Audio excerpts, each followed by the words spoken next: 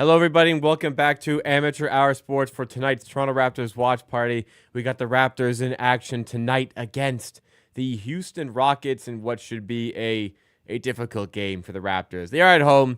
They have been better at home than they have been away from home. That's not saying much these days. The Raptors started pretty well at home. They were 6-4 at home at one point.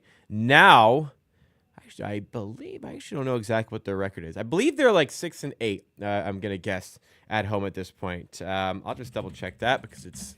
I feel like we should have the answer to that since I'm bringing it up. Raptors at home this season pose a 6-9 record. They're 1-12 away from home. So, yeah, as much as they've been better at home, they've lost 5 games in a row at home. So we shall see if today they can find a way to get past one of the Western Conference's best, because the Rockets have been great this season. They're 18-9. They do have weaknesses, but they seem to be winning in spite of those weaknesses. Part of those weaknesses in the guard positions. Part of those weaknesses is, unfortunately, I have to say, a former Raptors player in Fred VanVleet.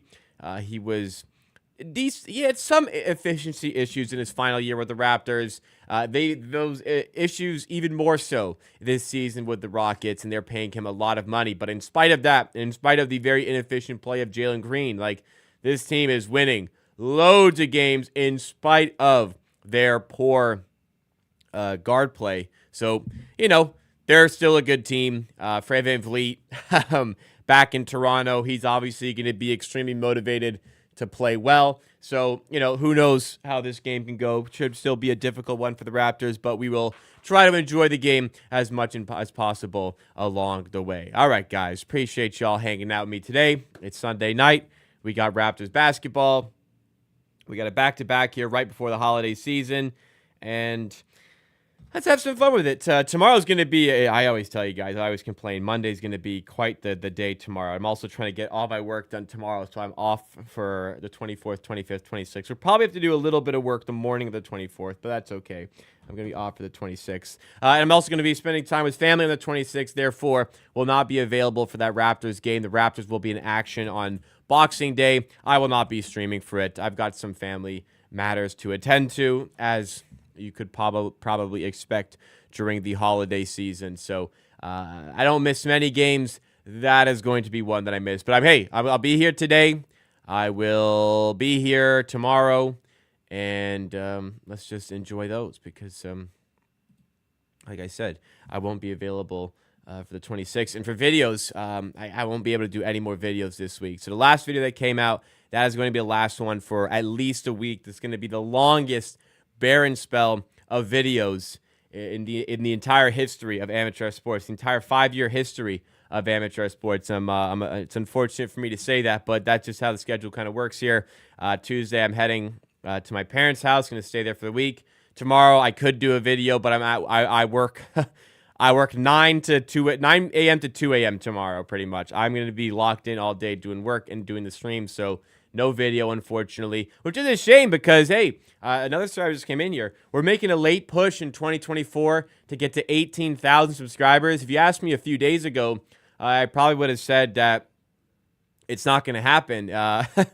We're a little bit off the pace here. It'd be nice. We'll probably get close, and we'll probably hit 18,000 early on in 2024. Oh my God! What's happened here?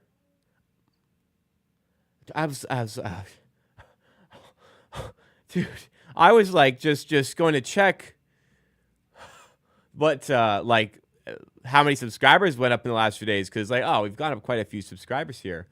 What's going on here? The last video. Oh my! I've literally I posted this. So if anybody doesn't know, it was my anniversary with my girlfriend on Friday. My girlfriend, who's now my fiance, as some people have mentioned in the chat, which I'll get to in just a second here.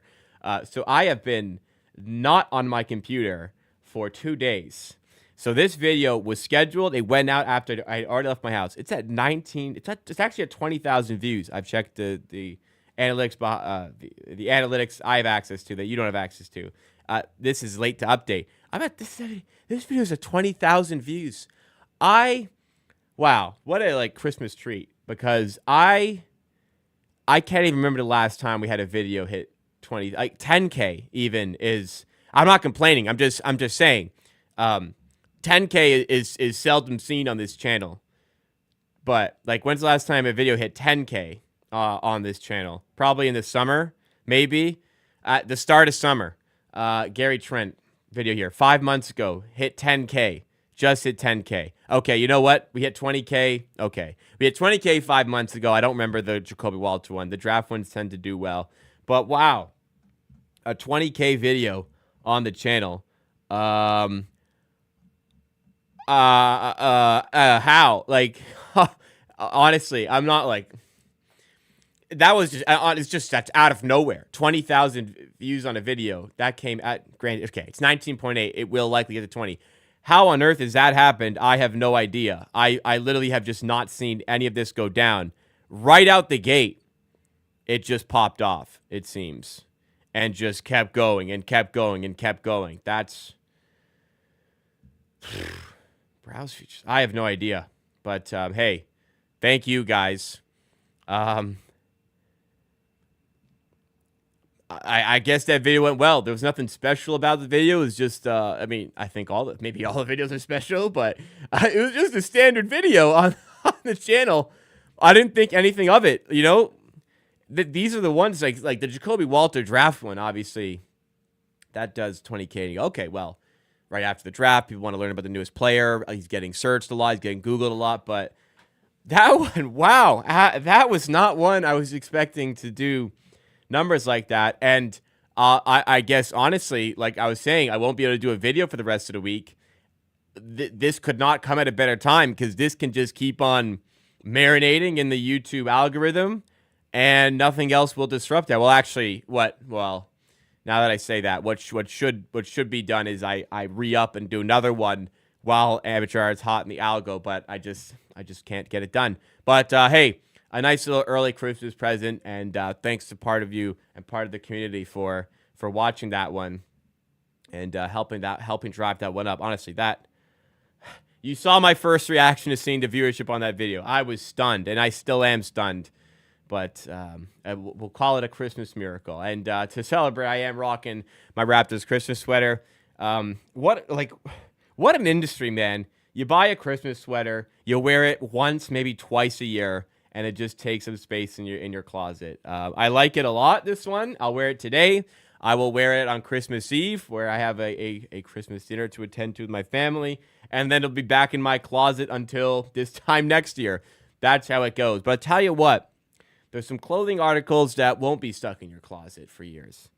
They're going to be stuff you're wearing all the time because the quality of the stuff is fantastic. That is Amateur Hour merch. I'm rocking the hat in white here. We also have hats in black. We also have shirts available. The shirt is showcased on my wall right here. Everybody who's got the merch so far has been so, has really admired the quality that's gone into the merch.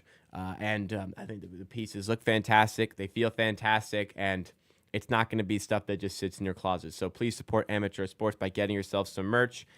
We also have stickers. Stickers are $3 for one, $5 for two, $6 for three. So you're getting 3 stickers for $2 a piece.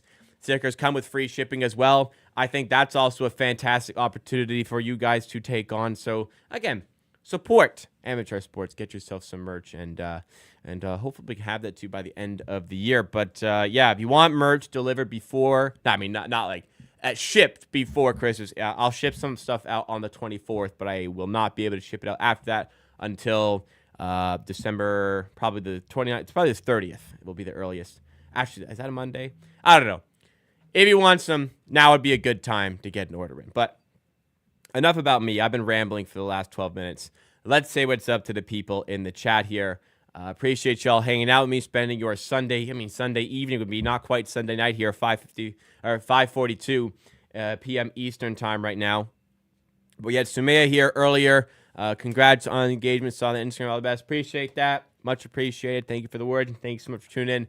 One of our members here once again with a lovely 6-month badge, might I say. Winner one also sending the congratulatory message. Thank you so much. Appreciate that. Raptors vs. Rockets indeed. Winner one says, Scotty Barnes about to dunk on Jalen Green and break Şengün's ankles. Well, that would certainly be fun. Not literally breaking Şengün's ankles, but hey, dunking on Jalen Green would be fun. And I believe there I don't know if I could go as far as to call them friends, but they seem to be acquainted in some way. Because every time we see these two in action, they exchange words and after the games and stuff. You know what I'm talking about. How would you feel about? Wow, let me stop you right there. Well, I'll read it for everybody. But how would you feel about trading for Jericho Sims? I think he'd fit pretty nice. I think he'd fit pretty nice in the G League because that guy is not an NBA player, unfortunately. How would I feel about it? I think that if you lose any asset getting Jericho Sims, you have come out on the wrong side of that trade. I do not think he's a good player, like in any way, shape, or form. And it's a miracle that he even touches the court for the New York Knicks. They are surely looking to replace him as soon as possible. I'm sorry for going in, but I really don't think Jericho Sims is a good basketball player. Barrett's out for this one. Yes, I did see that. I actually did not quite see why. That was an interesting one. It's, there's certain moments, Jericho Sims or Boucher. I mean, okay, fine, I guess, but Boucher already exists on the Raptors. Jericho Sims, you have to trade something to get, and I just don't think that's worth doing. So Artie is still out with an illness. 2 games with an illness must be a pretty nasty one.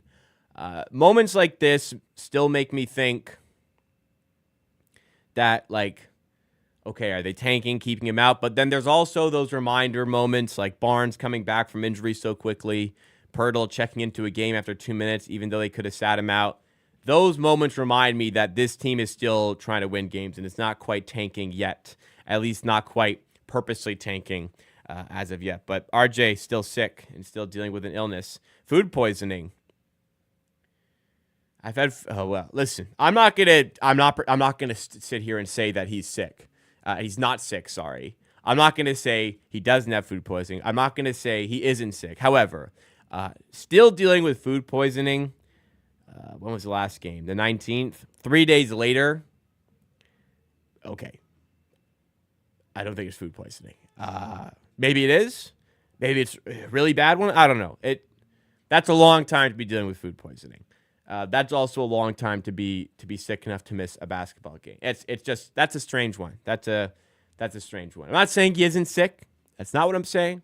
I'm just saying it's strange. That's what I'm saying. That's all that I'm saying here. But hopefully he recovers soon, and hopefully we see him back in action tomorrow. I guess if it's the first night of back-to-back, you got a bigger reason to rest a guy and sit out a guy. So we'll see if they maybe rest him tonight, play him tomorrow. Maybe somebody else plays tonight, rest tomorrow. Maybe that guy is Scotty Barnes. I'm not so sure. But no Pirtle for this one. Still no Manuel Quickly. I don't believe he has started in doing full contact drills as of yet. But the Raptors starting 5 here. It's the same as the last game. It is, it's not. Last game, this was the starting 5, in which it was the youngest starting 5 in Raptors franchise history. Of course, these players are now 3 days older. Therefore, this is no longer the youngest starting 5 in Raptors franchise history, but it is the second youngest starting 5 in Raptors franchise history. It's Scotty Barnes at the point, Jacoby Walter, Grady Dick, Ochai Agbaji on the wings, Jonathan Mobo playing as the big for this one. And when you're dealing with a team that has the likes of Alperen Şengün, it can be tough, and especially if Dylan Brooks' defense nullifies one of your top guys, like maybe Scotty Barnes, it could be a troublesome game. Fred VanVleet, Jalen Green, Dylan Brooks, Jabari Smith, and Alperen Şengün start for the Rockets. Incredible that a team with 3 players who probably shouldn't be starting in the NBA, all starting. This team's 18-9, so it'll be incredible when they start to actually fill out the right pieces around this team, because VanVleet has not looked like a starting caliber point guard this season. Jalen Green has not looked like a starting caliber shooting guard this season, and he makes them worse, honestly, when he's out there. Dylan Brooks is fantastic. Jabari Smith, for a lot of teams, may not be a starter. Alperen Şengün is phenomenal. But, for a team this talented, you would expect a better starting 5, but this team is winning games for a reason. The Raptors are absolutely up against this one tonight, and could be a tough game. Rockets are favored by 9. Wow, I would lean Rockets there. I thought this would be probably double digits, but I'm not going to bet it, but I think, unfortunately, I believe this will be a double-digit win for the Rockets. But happy to be proven wrong. Absolutely would be happy to be proven wrong in this one. Jay Kondo, one of our stream OGs, and a 12-month member in the chat. Thank you for joining. Levi saying the sweater goes crazy. The merch goes crazy as well. I hope you're enjoying your merch that was sent your way earlier on in the month, or last month it would have been sent over. But I'm glad you like the sweater. I was saying earlier, I wear it once or twice a year, so it's nice to bust it out. H-Steps says Osmos hits different. I'll tell you what hits more different. Laziz.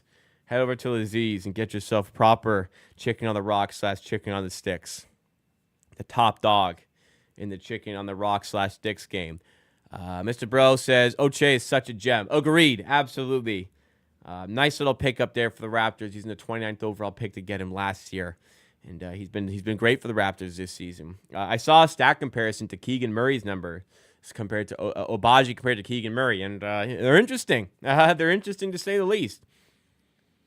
You would love Jabari on the Raptors. I mean, I wouldn't not like Jabari Smith and the Raptors, but what do you have to give up? How much do you have to pay him? That's where I could have issues because he's not that good. So I don't want to give up stuff to get him. You know what I mean? As a free agent, that'd be nice, I think. Mr. Rose says, do you think the Raps will tank one more season? I think that next season will go the same as this one in the sense that they're going to put the team out to start the season trying to win games. They're going to see how many wins they rack up to start the year, and they'll make a decision at a certain point based on how the season's going. I don't think they will go into the season thinking they're going to tank. They're going to go in trying to win. They're going to go in trying to see what they can do. They're not going to go in with the negative mindset of we are going to tank. That's how I feel. Micah says, I would throw a party if Darko got fired. I would be, he won't, but I would be happy because they are making that decision that, okay, even though the team is not very good and it would be hard for any coach, we really don't like the progress we're seeing from a coaching standpoint. We don't think he'd be the right guy when we do eventually get good. I'd be happy about that, but I don't think that's going to happen. I think he's going to be the head coach to start next season. I would firmly believe that. Jabari Smith won't be on the Rockets in 2 years because Rockets are not going to send him. I agree there. I mean, they may give him. It depends how much he wants, right? Because he's not a bad guy to have on the bench. He's versatile, decent defensively, but as far as the development, he's still a very young player and can get better. I think if there was going to be a leap at some point, it would have happened, like some sort of indication that he's going to start taking some strides. There hasn't been that indication that, okay, we're heading in the right direction with this player now, right? Matucci in chat, what's going on? Happy to see ya. Again, I'd be happy to see Darko go in the end. Agreed. But I don't think that's going to happen. If you guys are enjoying the stream so far, please make sure you do hit that like button. Once again, major shout outs to you guys helping the previous video get to 20,000 views. I really don't know how that happened, but I'm very happy it did. So thank you guys for helping make that little Christmas miracle happen to end the year. That is the video. That might be the saving grace in getting this channel to 18,000 subs by the end of 2024. We're 24 subs away, and we got 42 subscribers specifically subscribed to Amateur Sports because of that video. Remarkable stuff. So, again, much appreciated to all of you. Very much appreciated to all of you for helping make that happen. If we had a chance to draft Dylan Harper, do you think we would take it? Who would we start? I haven't thought enough about the draft at this point. Cooper Flagg's your guy. Then potentially it's Dylan Harper. Every time the Raptors have had an opportunity to draft the best player available, they have, and they haven't really worried about position. They had OG Anunoby and Pascal Siakam, and they reached in the draft for Scotty Barnes and did so very successfully. So they don't really care about position. They want to get the best player available. They think Dylan Harper's the best player available. When he's up, they're going to take him and not worry about fit, and they're going to worry about fit later after assessing the talent. Yes, it's looking like a very good year to be a very bad team, and that is where the Raptors currently stand. Man, I really, I really thought when we were 7-15, Raptors won, I think, 2 games in a row. I really thought, hey, is this team maybe starting to turn the corner a little bit? The answer was no. They are absolutely did not turn the corner there. They stayed exactly, they got worse. I don't know. They haven't won since then, right? It's tough, but hopefully we can take some more quality developmental strides here. I think there's a blowout incoming. Yeah, I do. I think the Rockets win this game rather comfortably. There's too much defense on this team. The Raptors are going to struggle to score. I don't know what the total. Let's see the total. Total here is 222, 220. Let's say 223. Total here of 223. Spread of 9. So the implication is the Raptors will lose 114, 105. Yeah, 115, 105 or so. 114, 103-ish. No. No. My number's wrong. My math is wrong there. 115. Yeah. 115, 106. No, even higher. 116, 107. That's the guess, if you will. Ooh, I don't think Raptors get that many points today. I hope I'm wrong, but I think Rockets win my double digits. I think they keep the Raptors under 100 points. The offense hasn't been there. They get 94 against Brooklyn, a decent defense. They're playing a better one here. Like when they've played good defenses, like Miami kept them to 104. OKC kept them to 92. I mean, granted, they got 119 against Miami one game, 111 against Miami another game, 100 against the Pistons, 105, 110 against the Timberwolves in a win. I mean, it's a good defense. I think they will struggle to get to 100 here. Interesting, all the Darko criticism in chat. I feel part of something for the first time with this. Usually, I'm the one saying talking shit, and then I get shit from the chat for talking shit about Darko, Lord Darko. But are the winds starting to blow in a different direction with him? I don't know. Mar3 CDTC in chat saying it as well. We'll see. At least a vid tribute for Fred will be nice. There won't be a video, will there? He got one last year. Surely not another video. Surely we just get on with it. You know, he comes on, he gets a little clap from the crowd. Surely no big ovation this time.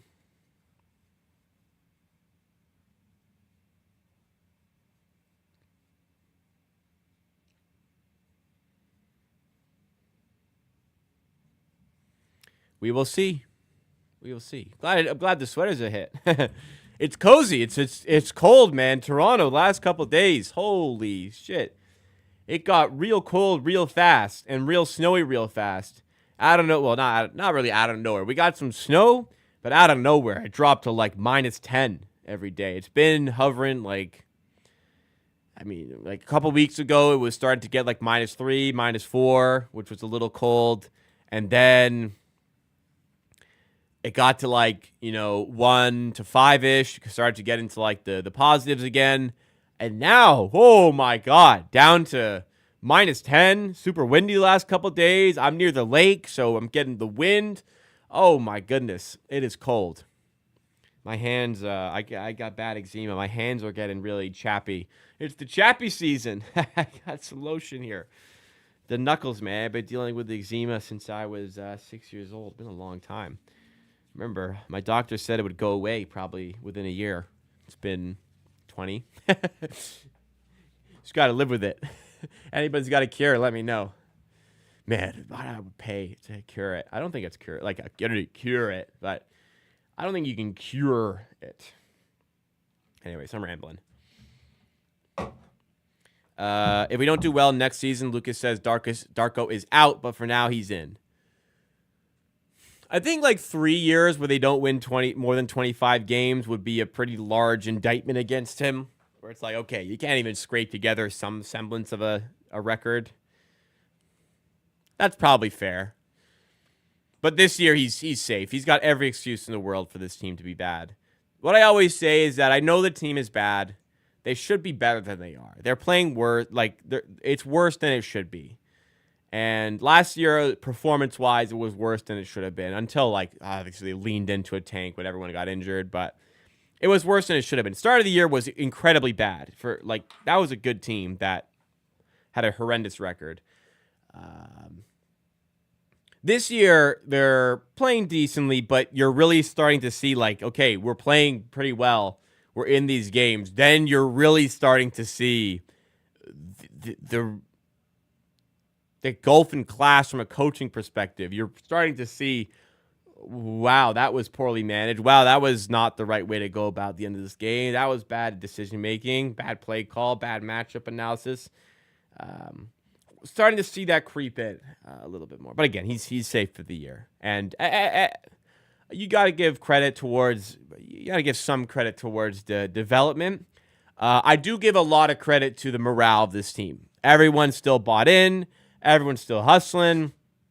It's pretty impressive how much the team has stuck together amidst how bad last season was. 25-57 was that the record. And this year at 7-21, you still see the excitement in trying to win, the desire from all the players in trying to win. That is commendable. But at a certain point, the results need to be seen to go with it as well. Eczema is a hoe, Michael says. I agree. I had bad when I was young. I feel for you. Well, that's just the thing. You imagine having it bad when you're young, and then it's always bad into your mid-20s. Just not very fun. But there's worse things in the world. I don't want to complain too much. It is a nuisance, though. I wear gloves to sleep. You know how awful that is? I got to wear gloves because I have to put so much... I have, like, specialty cream I got to use and lotion as well on top of that I got to use. And I got to put gloves on. I sleep with gloves probably 80% of the nights. Horrible, man. But, again, could be worse. It's all right. LT Yayo says, got Gray with over 3.5 rebounds. Rebounds are hard to handicap. Good luck to you. I hope he gets it for you. Yeah, the cream helps, but it's just, especially in the cold, it's just bad. Anyways, enough on that. Starting fives, if anybody hasn't seen them as of yet. We'll actually do the door shot in just a moment here. We got... I muted myself. I'm not sure how long I was muted there. I'm looking at the lineups. Anyways, I look at the lineups. This is the second youngest starting five in Raptors franchise history. Second behind the lineup on Friday, where it was the same, but the guys were 3 days younger each. Scotty Barnes, Jacoby Walter, Grady Dick, Ochai Agbaji, and Jonathan Mobo start for the Raptors. No Emmanuel Quickley hasn't quite ramped up to full contact practices as of yet. RJ Barrett still dealing with an illness. Jakob Poeltl still dealing with the groin issue. Bruce Brown is still not back. He was supposed to be back like weeks and weeks ago at this point. I have no idea what's going on. For the Rockets, it's former Raptor Fred VanVleet, Jalen Green, Dylan Brooks, Jabari Smith, and Alperen Şengün. This should be a tough game. Let's see how it goes, though. Random thought, I still find the Heat choking yesterday funny. That was funny. I do enjoy a good choke job by an NBA team. All right, guys, speaking of a choke job, let's do the door shot, where I have been a choke job this season. 8 of 23.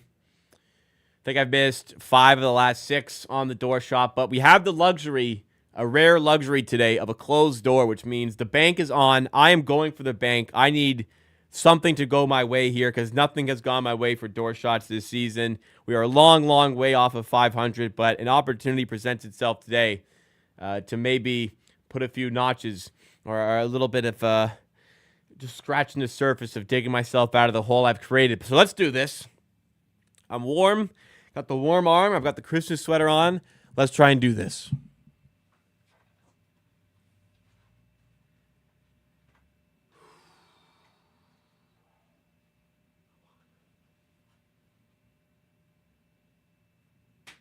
Oh, yes. Yes, we got the bounce today. We finally get a good bounce on our side. I felt like Ash passing there, yes. We finally get the good bounce on our side. I called bank. I said right away, I'm banking it. I said right away. No, I did not mince the words. I don't think I'm stuttering now. I don't think I stuttered at the time. I said bank right away. I said I'm using the bank. Aim for the bank, got the bank. And even if I didn't call bank. I call game because we're 9-24 now. We're 9-24. The road to recovery starts now. .375 on the season for door shots. It's better than VanVleet's shooting percentage, to be fair. Last year I was well above 50%, but last year I was also in a different apartment where I was more straight on with the door shots. Last year I was straight on, so I could just get the line right, and it would, if it was too hard, it would bank in. If it was right, it would go in. If it was short, then I'd miss. But now I got to get a lot right. I got to get the line right, and I got to get the direction right. I've been doing half backwards a lot, and it hasn't been going in. So there's nothing I've done that's like showcasing any sort of a sign or any sort of a trend that I'm going to start hitting them. Nothing has worked. I just got to hit them. That's all. No magical potion here.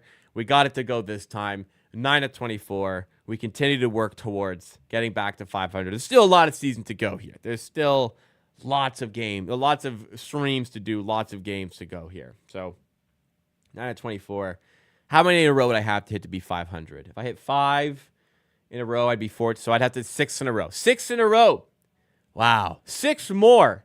So I'd have to 7 in a row, including the one I just hit, to get to 500 again. Unbelievable. That's how bad it's been. That is so bad. Phew. All right.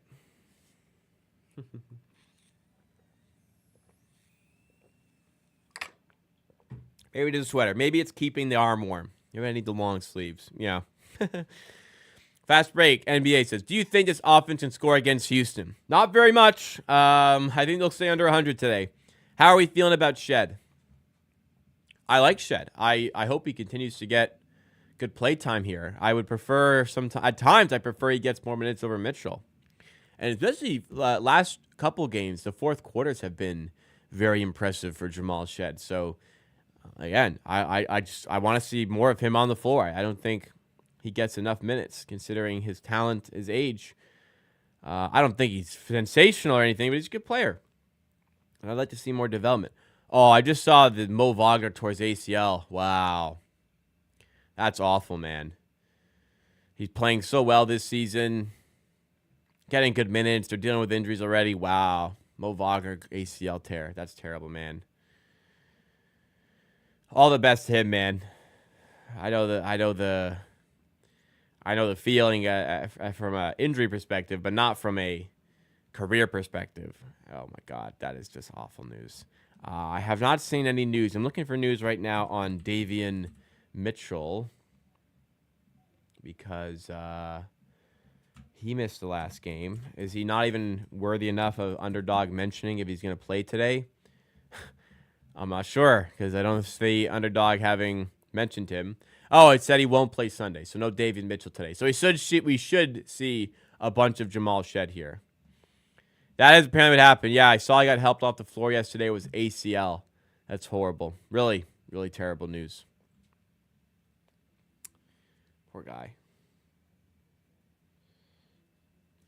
Game link.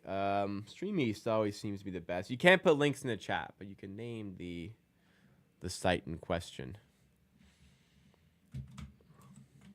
Okay, where is the game? TSN today. 6:06, game should be getting started any moment now.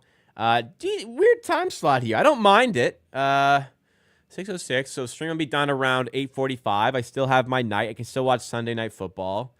It does go right in the middle of dinner time, which is unfortunate. So I'm going to be pretty hungry by the end of the stream. I'll be pretty ravenous by the end of the stream, I might say.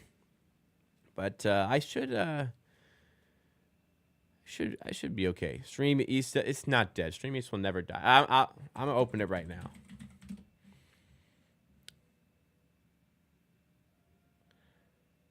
Apparently they were gone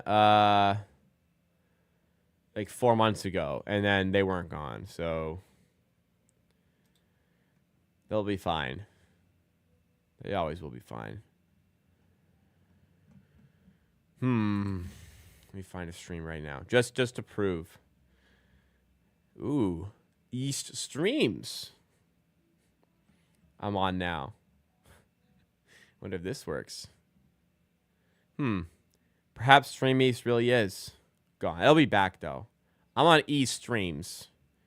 Currently watching the Toronto Raptors broadcast, so try that one. Meth streams, crack streams. There's always another one. Cut off one head and two will take its place when it comes to that. Streamy's been out a few weeks. Wow. Maybe I've been under a rock or something. That should be national news. Absolutely should be national news. Michael says, where you cop that sweater, how much that thing is tough. I appreciate that. I got it last year from Real Sports. It was $84, I want to say. I don't quite remember. It was right around $84, $85. I'm not sure they're available this year, but I got it last year. Sorry. I got it last year. Let's see if they're still available. Not the same one this year. I mean, yeah, so I was right. It was $84.99. I was right because they have this year's version. This year's version is listen, I think it's fine. It ain't as nice as mine, though. Mine was the last year model. I got in at the right time, I think. That's fine. That one's fine. I like mine more, though. Anyways, $85. A little pricey, but I don't wear it super often, right? Once a year. It's nice to bust out for special occasions like this. Absolutely. Wow. Whoa. Shams reports now. This is breaking news. Shams reports OKC have agreed to a 4-year extension with Alex Caruso worth $81 million. I like Alex Caruso. But that is a lot of money for a guy who has not been able to play any offense this season. 27% shooter from the field, 39% shooter from three. 30 years old. Wow. I like Caruso, 2-time all defense. It's gotten DPOY votes the last 2 years, but still, man. I would have waited to see if this starts to come back up before deciding on giving that contract. I don't know. I think if Caruso's knocking down his shots, yeah, that's fine for a contract, but that's not. That's a lot of money. $81 million over 4 years. 20.25 per year. I don't know. I like Caruso, but it'll just depend on if his shooting starts to come back up a little bit. How long does Boucher survive in Toronto? Feels like he will never leave. I think this is his last year. Whether he gets traded midseason or he walks a free agent. I think this is his last year. Bullet Bill with a great reminder to smash that like button. If you guys are enjoying the stream, make sure you hit that like button. Subscribe if you're new. The previous video on the channel, which came out Friday, to my surprise, I looked today and all of a sudden it was at 20,000 views. I can't believe it. But it has given us a brand new life and possibly getting the channel to 18,000 subscribers by the end of 2024. We are 22, measly 22 subscribers away from hitting that point. We are 1, 2, 3, 4, 5, 6, 7, 8, 9, 10, 11. 11 days away. 2 subscribers per day. I mean, at this point, we're probably going to do it. But you can help us get there. 18,000 subscribers by the end of 2024. We just got to 16 last year at the end of 2023. So it'd be nice to hit another milestone right before the end of 2024. And the goal for the end of 2025 can be 20,000 subscribers. And what a milestone that would be to hit 20K. Thank you, everybody, for supporting the brand and supporting the channel, helping that video go up on get so many views. That was a nice little Christmas miracle to see live about 20 minutes ago. Did we all see Claxton's meltdown? Yes, we were watching live. That was, I think somebody in chat actually said crashing out, which was a term I was not familiar with, but just by reading it, you kind of infer as to what it exactly means. Yeah, that was a strange one. Okay, starting five, if did not hear, it is VanVleet, Jalen Green, Dylan Brooks, Jabari Smith, and Alperen Sengun. I'm going to use the same joke again for the Raptors. Scotty Barnes, Grady Dick, Troy Walter, Ochai Agbaji, and Jonathan Bobo compromised the second youngest starting five in Toronto Raptors franchise history. second only to the starting five from 3 days ago, which was the exact same starting five, except the players were a few days younger. So, yeah, these five can never be the youngest starting five in Raptors franchise history again. But they can certainly play together again, and we can certainly hope that they put on a better performance than they did in that game against the Brooklyn Nets. All right, let's get things started here. Raptors, Rockets, at the Scotiabank Arena. We are underway. Jump ball won by the Raptors by Jonathan Mobo. And here we go. We'll see if we can get this scoreboard activated for you guys right away. Grady Dick moving past Dylan Brooks, going up to the rim. No good. Rebound falls to Fred VanVleet, of all people, in one of his returns to Toronto here. VanVleet to Smith for three. Jabari Smith from three for the first basket of this game. Score will be activated in just a moment here. Just need Google to get it going, and then it'll be active for you guys as well. Walter on the perimeter looking to respond. Jalen Green defending. Now Mobo cycles into the paint. Kick out to Walter. Corner three is good. Ties the game up at 3. And the Raptors are their first basket of the game as well. Nice to see Jacoby Walter get a good confidence boost to start this game as well. That's what you want to see for the Rook. Abaji with a steal on the other end. Raptors in transition now. Barnes steps into a 3. Too strong. Rebound falls eventually in the hands of Fred VanVleet. A couple rebounds for him. Underrated rebounder. Not that those two had anything to do with that, but he's a decent rebounder. He finds the good spots to get the long ones. Brooks past Walter. Heading to the rim, drawing the foul, and now heading to the free throw line to give the Houston Rockets the lead. He knows the spots for sure. Doesn't OKC have a rookie point guard that's missing his first year due to injury, but has a lot of potential? Yes. Nikola Topic, as Crazy in 20, one of our members, pointed out. Nikola Topic. This year, they've got the Sixers pick. I think they have the Heat pick. I'm not 100% sure. I think somebody has the Heat pick. I think it's OKC. And I think they have their own pick as well. I mean, who would they have traded their pick to? All Raptors around here. And Laziz.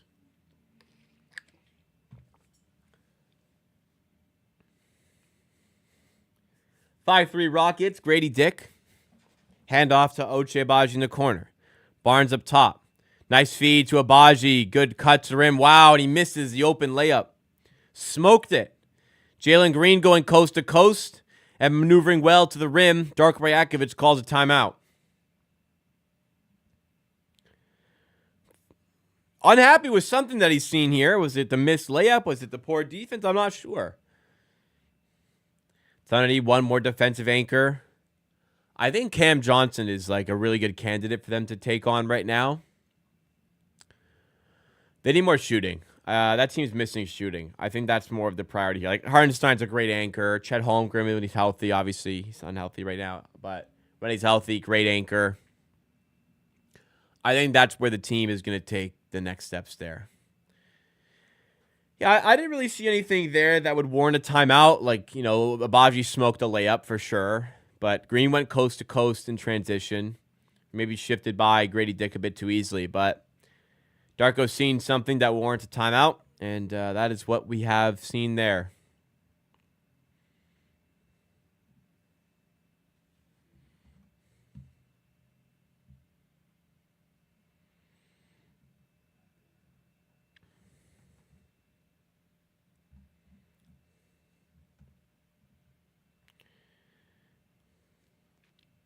Jalen Green is not good, but he's a good player. He's a dumb player though. Talent-wise, how do I put this? He has a lot of talent. He's not a very good basketball player, but he's got a lot of talent. He just doesn't use it correctly. Poor decision maker, poor defender. The Rockets are statistically better when he sits. Yeah, not an ideal situation for him. I don't know why they still start him. I don't know if they're trying to boost value or what, but no, I'm not a fan of Jalen Green. It's incredible based on his stock going into that draft. But man, G League Ignite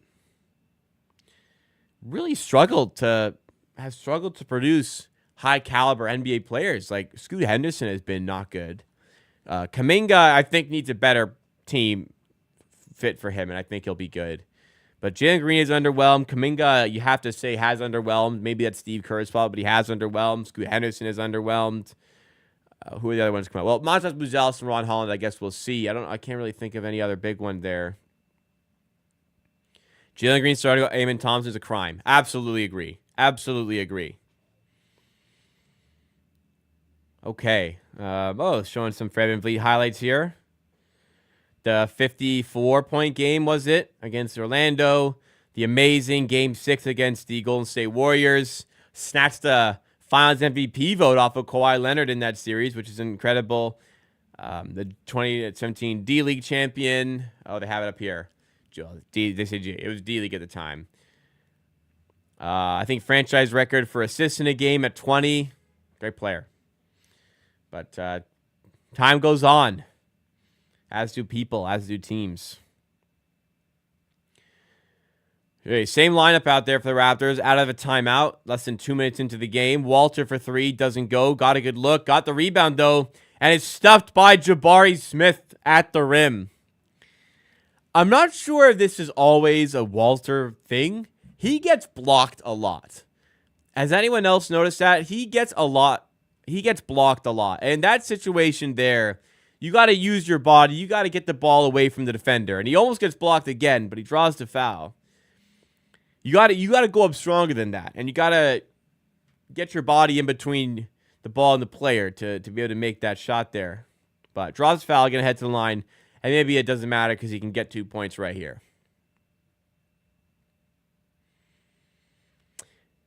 Yeah, there are occasions where the Raptors go on like a 10-0 run. Then the other team will get a layup. And then they'll call a timeout. Like, we got momentum. Just keep us out there. Refuse to believe RJ likes Oswald more than Laziz. Anybody who likes Oswald more than Laziz has simply just either not had Laziz or has been to the wrong Laziz locations. Because I'll admit, some Laziz locations are not top tier compared to others. But Oswald went corporate and it ruined it. It was really good back in the OG days. It went corporate and they ruined it.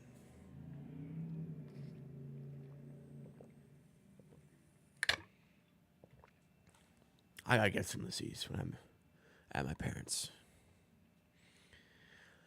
What gamble would you like to? What player would you like to take a gamble on that hasn't worked out but had draft pedigree, like Jalen Green? Well, Jalen Green. I know you're just saying like Jalen Green, but Jalen Green already signed a big contract, so that's definitely crossing him off the list of players I'd take a gamble on.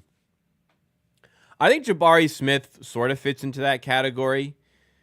Who is on the court right now? Like he could be out of a contract at the end of the year. That's one that's on my mind at the moment. Kuminga's a big one that I think has a lot of potential for the right team. I think the biggest one that I'm really interested in is Kuminga. I think Kuminga is very good. And I think if Kuminga got the right platform to play ball, I think he developed tremendously because he's shown it in flashes. Kuminga's probably my answer there.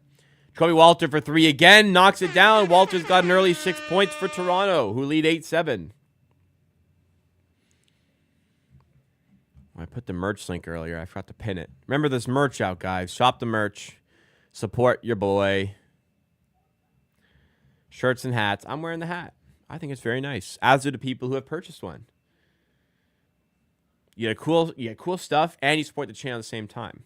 What could be better? Win-win. Mobo to Barnes.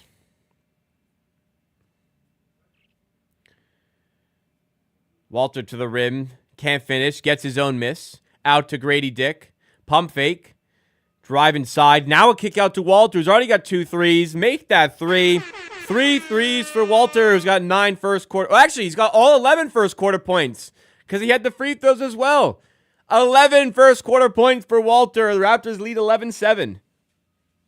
8-0 run. All Walter. Green, fadeaway 2. That type of shot. It went in, but that's the type of shot that makes them worse. A fadeaway contested 2. A spin around fadeaway. Turnaround fadeaway contested 2. Walter with 3 again. Oh, my goodness. He's got 14 first quarter points. Raptors lead 14-9. Walter has 14 points in 4 minutes to start this game. What a start for the rookie. VanVleet drives past him. Dumps it off to Şengün, who's blocked by Mobo. Gets the miss, though, and puts it in. It is Lowry game 6-5. I think Lowry had the first 10 for the Raptors in that game, if I'm not mistaken. Other side, Barnes has his pass deflected away out of bounds for a Raptors inbound under the baseline. Jalen Green reminds me of Andrew Wiggins. He's bad in Minnesota. Agreed. A little bit of, yeah, that sort of problem where it's like, okay, clearly he's talented, but the talent's going in the wrong areas here. I'm not sure he has the ability to scale down like Wiggins did in Golden State, though. That's the thing. He showcased talent. Great. Jalen Green's still a good player, but doesn't use it properly. Barnes tried a no-look pass. He did no-look pass, but right into the hands of Şengün. Other side, Smith turns it over to Grady Dick, who gets to the rim, misses the layup, but draws the foul. Grady Dick can head to the free throw line here.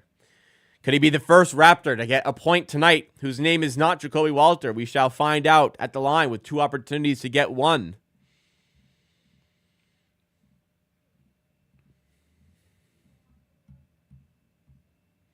We've got 11 likes on the 28 likes on the stream so far. If you have not liked it as of yet, please make sure you do. We're going to try to get to 50 likes by the end of the first quarter, or for first half. First quarter will be tough. I mean, hey, but first half. 22 to go. 22 is also, coincidentally, the number of subscribers away we are from 18,000 on the channel. If you're new to the channel, I do watch parties like this for virtually every Raptors game. I've missed a couple here and there. And I'm going to miss Boxing Day, but I plan on doing at least 70 this season and videos on top of that. The last video got 20,000 views so far. So 20,000 people thought it was a video worth watching. Plenty more of those are on the way. Subscribe to the channel to support and catch all the content along the way. Another win-win. You support by subscribing, you get great content served up to you. And we can expand our network here at Amateur Sports. Hunger is starting to creep in. Missing dinner to do this one. What I would usually do if I had more time, I didn't have enough time. I've been out all day. Is I'd eat dinner now and have my snack later, but didn't have time. So it was snack right before this, dinner after the stream. Problematic.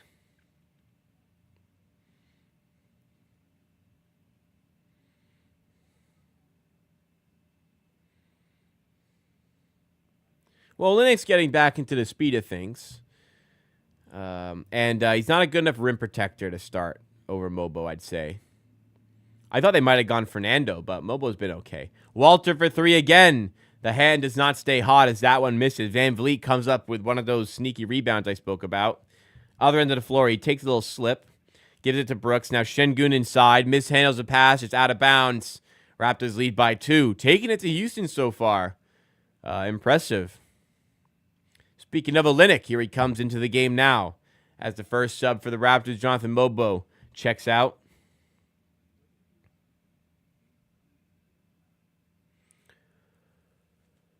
Olynyk. Nice pass to Abaji, who gets to the rack, and this time does not make the mistake of missing the open layup. Nice muscle pass for VanVleet to get there as well. VanVleet off the Alperen Şengün screen. Pocket pass. Şengün with the right. Doesn't go on the hook. Barnes with it. Playing quickly in transition. Walter now. Back out to Barnes. 3 balls up and doesn't go. Brooks with the rebound. Houston moving with pace on the other side now. Şengün taking Olynyk 1v1. Barnes for the double. And forces the mistake. The turnover by Şengün. Out of bounds for Raptors balls. So quite a few turnovers from Houston in the early goings of this one now. Just going to try to pull up the stats here.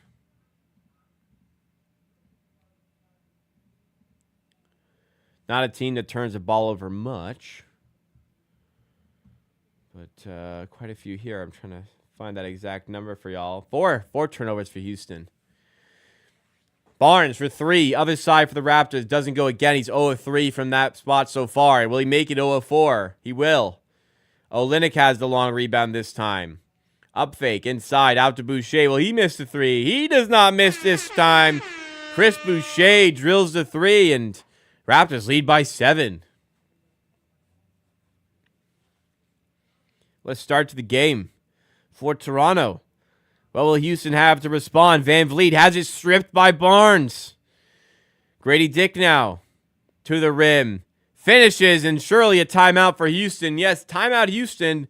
Raptors lead 22-13. Fantastic display from the Raptors so far. Walter leading the way with 14 points, but others have chipped in a little bit to help our guy out and give them this advantage here. Great stuff all around by Toronto. And sticking it to Houston. Houston don't know what's hit them as of yet. The 18-9 Rockets are behind as we head into a timeout by Ime Udoka, who's just trying to figure out what the hell is going on in this game. 35 likes, 15 to go to get to the first half goal of 50. Please make sure you have hit the like if you have not done so already. Today's NBA, sheesh. Well, let's take a look at some of the scores around the NBA. I've got a schedule up for the Raptors, but we'll look up here at some of the scores. Indiana down by 4 to Sacramento early stages. There's only 3 games today, isn't there?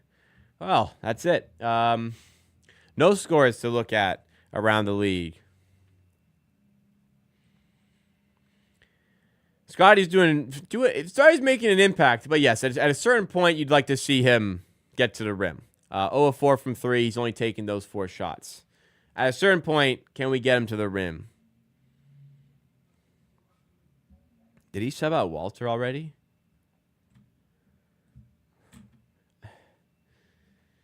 Dude, I think he subbed out Walter already, who has 14 first quarter points.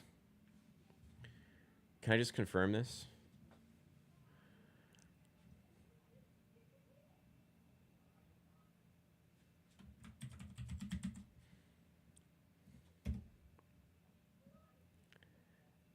Chris Boucher ends his game for Jacoby Walter.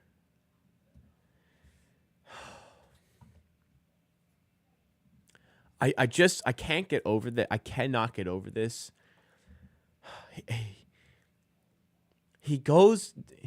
This guy goes into games with these pre-constructed fucking rotations that, God forbid, he has to deviate away from.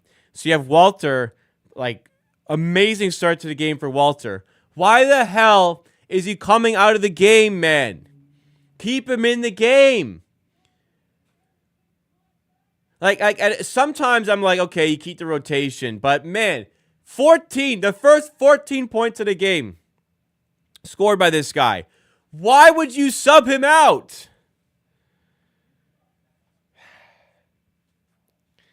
You can't play 48 minutes, I get it, but, hey, leave the hot hand out there, no? You can adjust on the fly. No, you can adjust on the fly. You can adjust your rotations, adjust your game plan on the fly. But no, it's just we come in playing like this. We have to do this. We have these rotations. That's it. God, he's unbearable sometimes, man. So stupid. All right, out of the timeout. VanVleet misses the 3.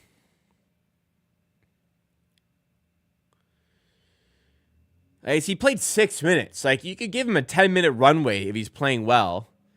Grady Dick, wow, great spin move to the rim. Regardless, it's not impacting the Raptors right now. They're up by 11 now. Houston in a bit of a hole early. Green, sidestep 3, tough shot. All right, wow, tough shot. I roasted this guy. He's taking some really bad shots, but they're going in right now.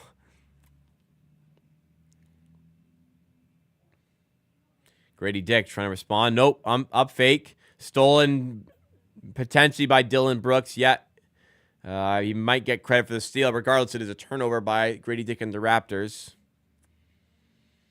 Wow, nice. Wow, a spin off of Amon Thompson. That's Amon Thompson. That's no easy feat. Green to the rim. Called for the travel this time. It's another turnover by the Rockets. Raptors will take it. Move the other way up by 8, 24-16.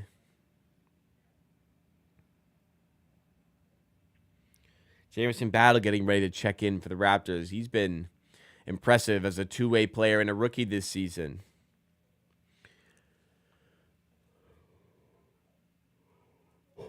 Olynyk to Boucher. Now Agbaji underneath. Finishes past Landale. And restores a double-digit advantage, this time at 10. Brooks trying to drive a Houston comeback. And another turnover by the Rockets. Dylan Brooks called for the offensive foul. They can't get anything right at the moment.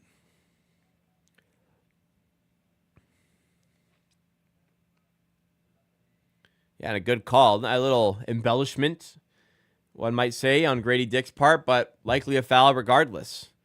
That's at least 6 turnovers, maybe 7 for the Rockets. As Battle cuts to the rim and finishes easily. Lovely feed there. I think it was Shed dropping that dime inside the paint. And Battle's got the easy job of tucking it away off the glass. Jalen Green now trying to start something for the Rockets. Pulls up for a tough 3. This one doesn't go. Evan Thompson rises up to put down the rebound.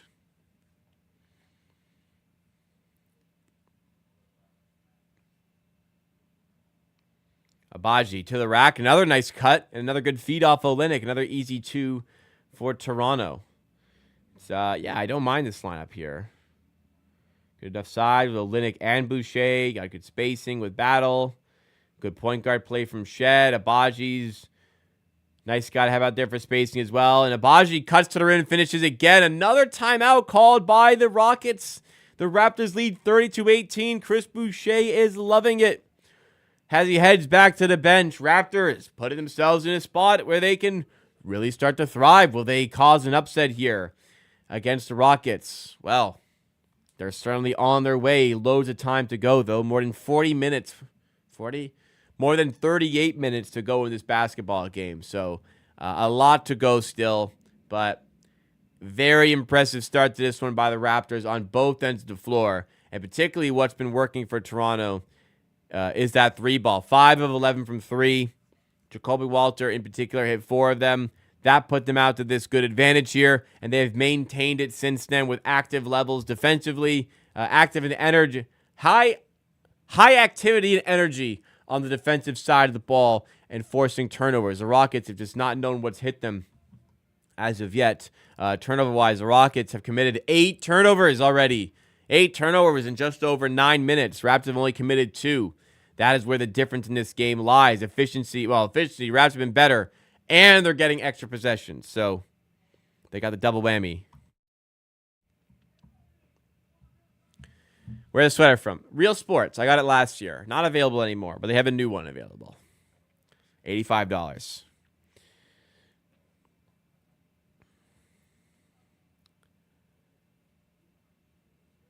He did take out Jacoby, who's on fire. Boucher did come in and hit a 3. The result does not excuse the decision-making. Şengün to the rim. Olynyk with a steal. The process is more important than the result. Especially for a tanking team, might I say. But it has nothing to do with tanking this. With Jared McCain injured, do you think Jacoby can make an argument for Roy? No. He's nowhere near those conversations right now. I don't think he's gonna get into that conversation. 3 ball up from Smith, no good. Rebound Barnes.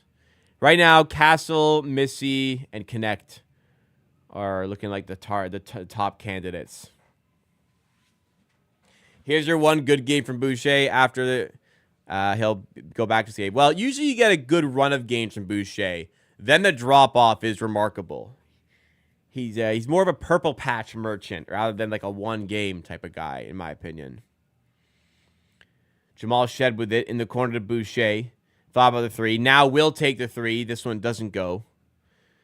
32-20. Reed Shepherd in the game for the Rockets. He's been a bit starved of playtime this season, but in he comes. Thought about the 3. Gave it away now. Has it back. Now Thompson up top. Dumps inside to Şengün. Double comes from the Raptors. Doing well to disrupt his play. And doing well to rotate elsewhere. Oh, a mess up on the rotations there. And if anybody's going to make you pay, it's Reed Sheppard who knocks down the 3 ball.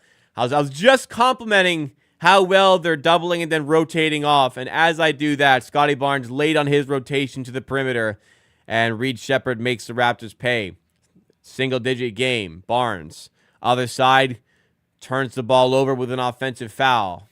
Not been the best start to the game for Scotty Barnes. The best start to the game for Scotty Barnes, rather. 0 of 5 turnover there as well. 8-3 turnover difference, though. Raptors profiting from that statistic. Thompson now. And good defense by Jamison Battle, forcing the turnover there. Now the Raptors moving the other way once again. The defense has been stellar by the Raptors. Cam Whitmore the casualty that time.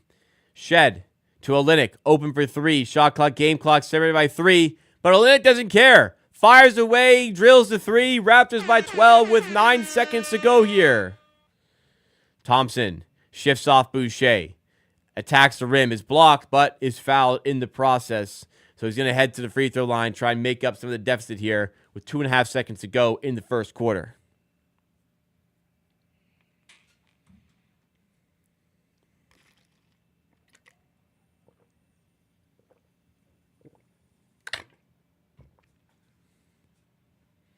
"17 points off of Houston turnovers. Houston, 0 points off of Raptors turnovers. That is a remarkable statistic. It is the reason the Raptors lead this game by double digits, and likely will do by the end of the first quarter.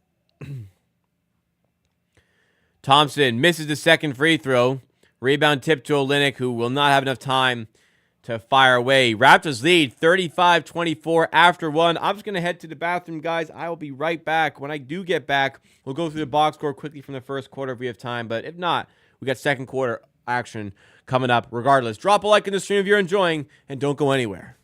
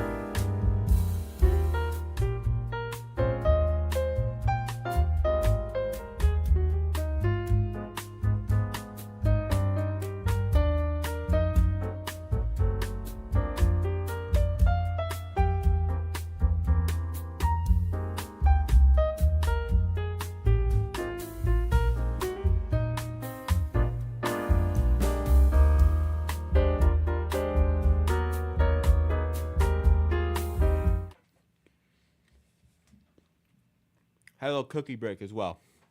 All right, quickly. Box score.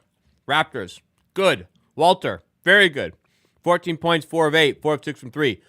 Abaji, 4 of 6. Grady Dick, 2 of 4. Barnes, 0 of 5. Not great from him. Rest of the team has been fine, particularly Walter, who got subbed out way too early because Darko is a fucking moron. Raptors, shooting the ball really well, forcing turnovers, scoring a bunch off those turnovers. That's the difference tonight. Let's keep it going here. Missed a bucket there. 37-24 for the Raptors. Did we win the jump? Did we get another turnover? Did we force another turnover and score? I think we did there. Whitmore for 3. Doesn't go. Rebound and shed. And all of a sudden, is this game getting away from Houston? Boucher to Barnes to Battle. Corner 3. Doesn't go. Rebound in the hands of Thompson. Whitmore thought about the 3 again. Thought about it again. Goes to Thompson. Back to Whitmore. Misses the layup. Rebound in the hands of the rookie, Jamal Shed.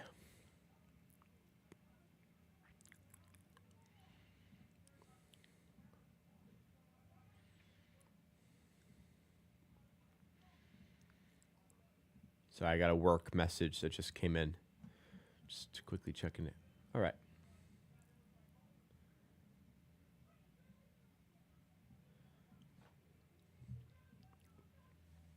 (37-24). Shed to Boucher. Lobs it. Perhaps wasn't the right move there. Raptors lose the ball. Whitmore other side. Defended very well by Barnes to the rim. I don't know if they'll get a block, but disrupts it nonetheless. Forcing the miss. Battle. Open for 3. This time he's not going to miss. And the Raptors lead 40-24. And there's been nothing to indicate so far the Rockets are going to claw their way back into the game. They have been second best. They have been well off the pace. They don't look ready for this game. It's been sloppy everywhere. Now almost another turnover there for the Rockets. They have had nothing, barring a few tough Jalen Green buckets and some missed rotations. Şengün inside, another miss, but a foul called this time.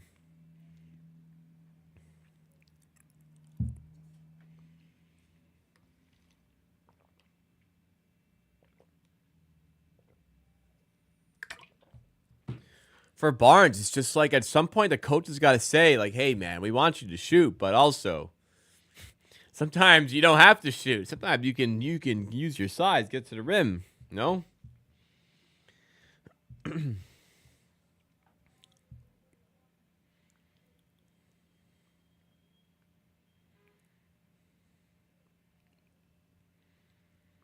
VanVleet coming back into the game for the Rockets.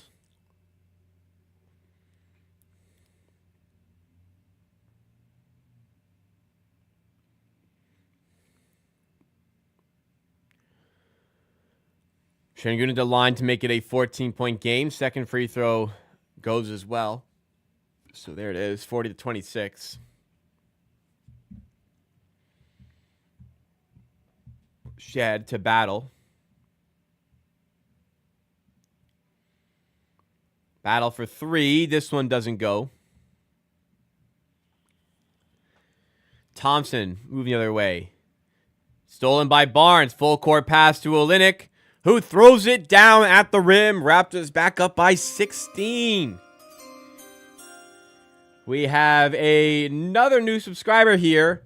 I missed the name. I'll pull it up. Hang on. We got another new subscriber here. Thank you so much for subscribing. Welcome to the Amateur Army. I will honor you correctly in just a moment here. Wow, we've gone up quite a few subs since the start of this stream. Appreciate you guys. We are 19 subscribers away from the goal of 18,000 by the end of 2024. It's looking like we're going to get there, guys. It was the Beast 3365 subscribing. Thank you so much to the Beast.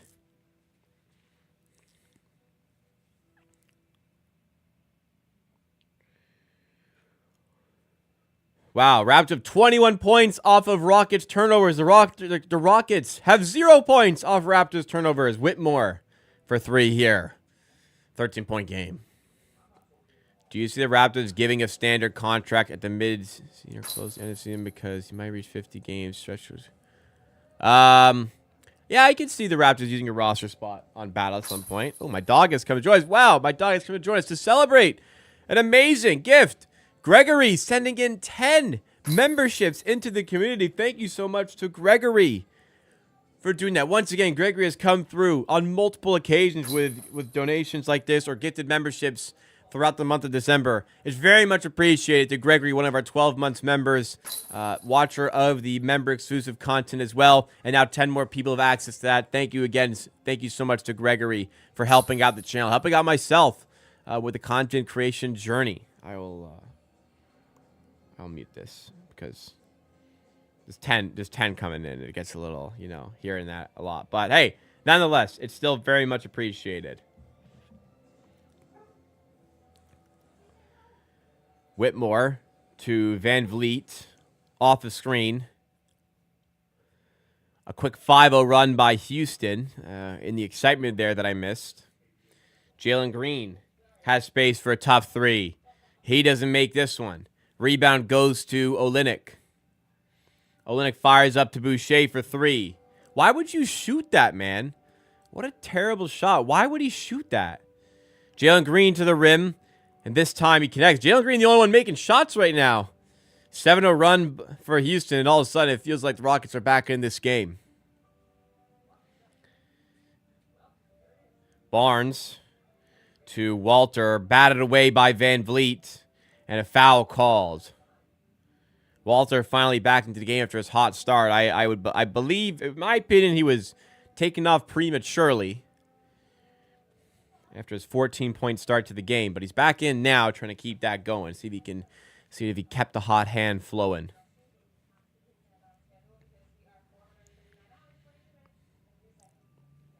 Apparently, we know adept at getting those deflections and steals in those passing lanes.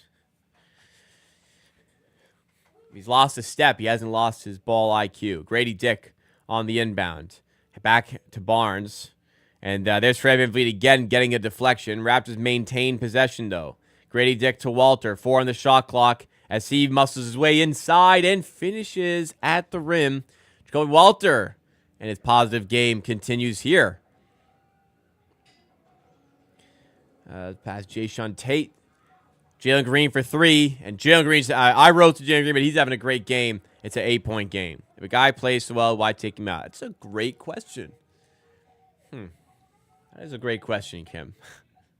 I wish I had the answer. Unfortunately, not.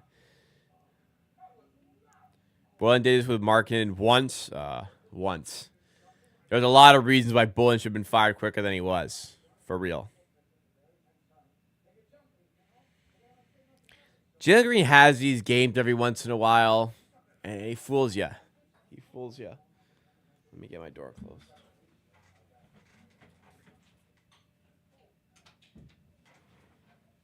He trick y'all. For real.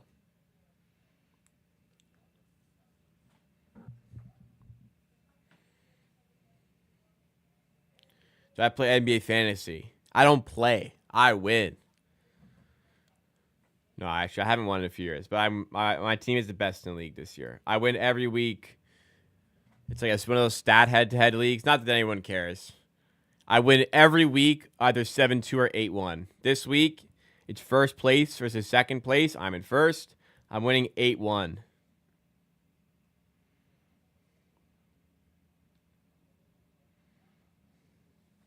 Wow, 8-1. It's my friend, too. I'm going to let him know.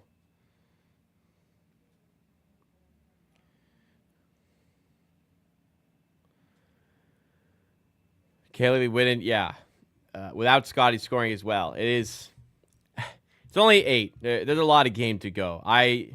I'll double check. I'd be surprised if the Raptors were favored at this point, even with the score line the way it is.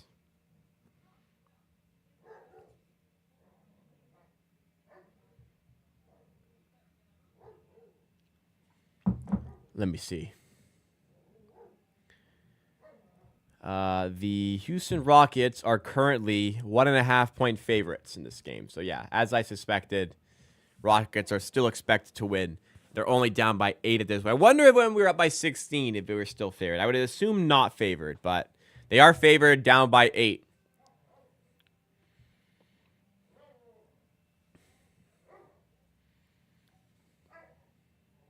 Are they doing a quick honor for Fred VanVleet here? Yes, they are honoring Fred VanVleet in one of his returns to the Raptors. No tribute video this time because they did it last year, but they are giving a little bit of respect there.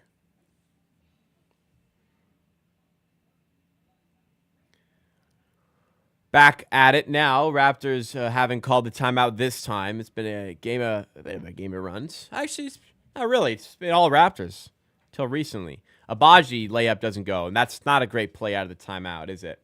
Jalen Green stripped, though, by Walter, who nearly saves the possession. But it's a good deflection to disrupt the fast break. It's out of bounds for a Rockets ball.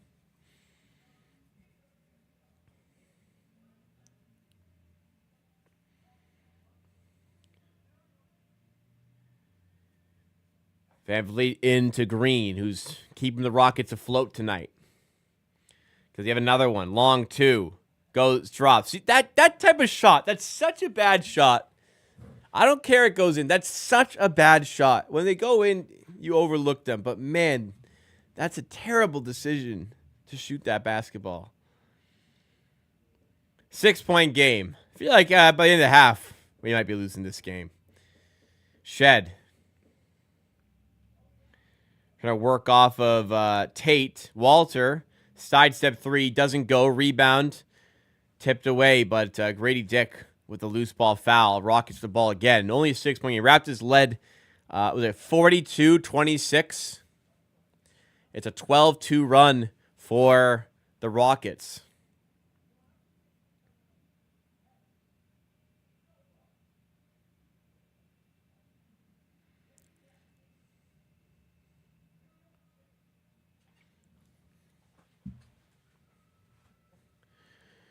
Green to Brooks.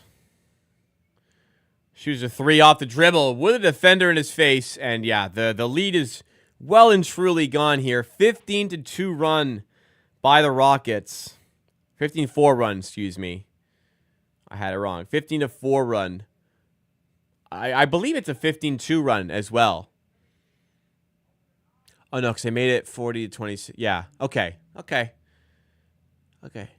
15-4 run. Ending the run there. 15-6 run is ongoing.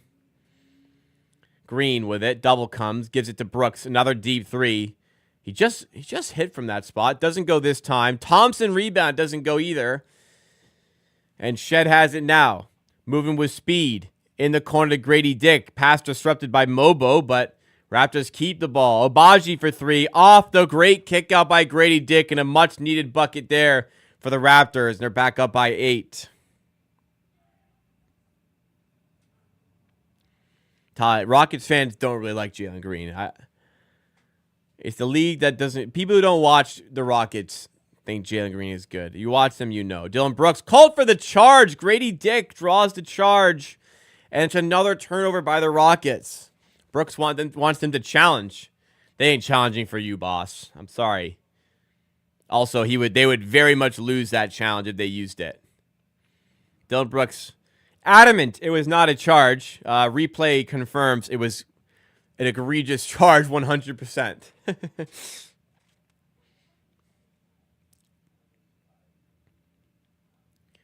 Shed to the rack, finishes again. Raptors, just when it looked like the lead was going to evaporate, they're back up by 10.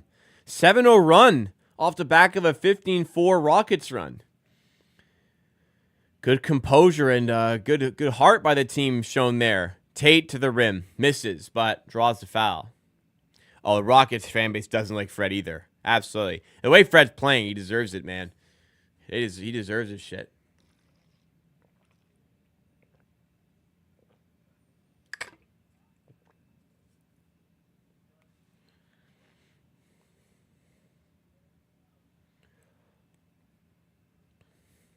Tate at the line makes the first free throw.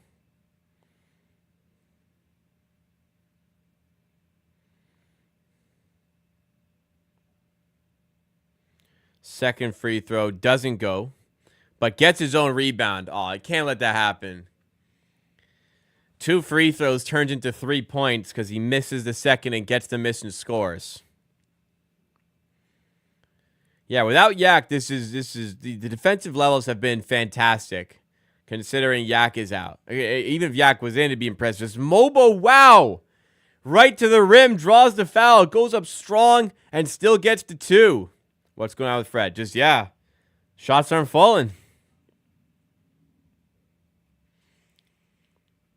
Wow, mobile, man.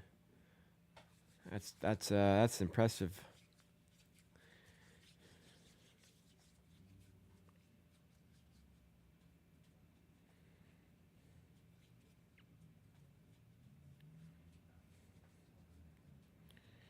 Mobile's free throw is good. It was a couple bounces, but ends up dropping. Believe me, Masai was trying to re-sign Fred. He just wasn't going to give him $40 million, rightfully so, but he was going to give him at least 30. And that was probably the right decision. It's just he's falling off a cliff this year. It has worked out in the way that Raptors are tanking, and it's good that they're tanking, and that contract wouldn't have been able to be traded. So it's worked out. It's worked out for sure. Yeah, I believe he also got 4-year 120. I believe that was the offer. Barnes for 3. Another chance goes begging. Barnes, no field goals in this game so far. Is he pointless as well? He's pointless. He's 0 of 6. All 6 have been threes. Like, I'm all for Barnes working on his 3-ball, but he's taken 6 shots. They are all threes. That is something I don't like. He could have made some of them, and I still wouldn't like that. Walter for 3 doesn't go. Rebound to Brooks. 10-point lead for the Raptors. It got to 3. They're up 16. Then it went down to 3. It's back up to 10. Brooks now makes it 8. Yeah, I agree. Fred will not be with the Rockets next year. Agreed. But I think there's a lot of teams that could use him. Not for $40 million, but I think he landed a $20 million, like 3-year, $60 million somewhere. I think he's capable of that.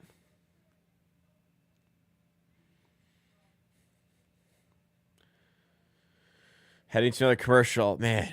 Oh, you want to improve the NBA product, guys? Fucking commercials, dude. Too many. Remember, I told somebody last game that in soccer, no commercials during the game. And it was such a foreign concept. But it's true.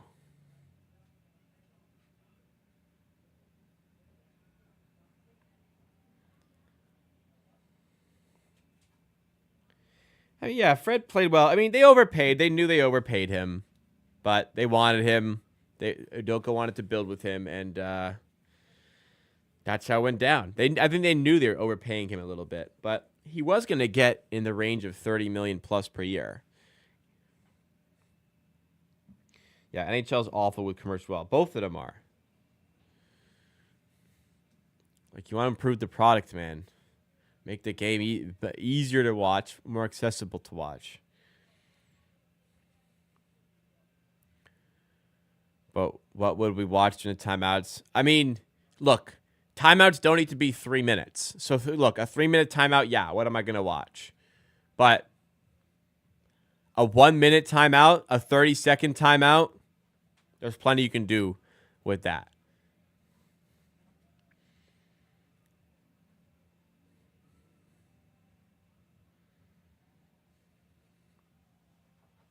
Timeouts don't need to be this long.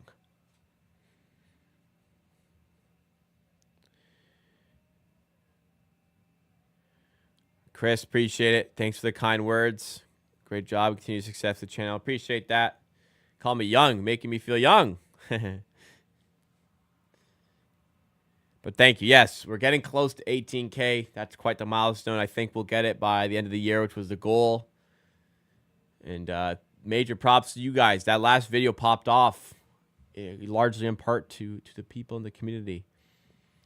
So it's been a really good December. Really good November, December for the brand. Merch came out. Videos doing well. Streams are doing well. Subscribers up. It's been great. Enjoying the grind. Unfortunately, the grind ends on Monday for a little bit. So I might be at my parents for a little bit. I'm not doing any work there. A little recharge. Little recharge this week. I'll be live tomorrow, but then there won't be any content until the 29th, which will be the next stream.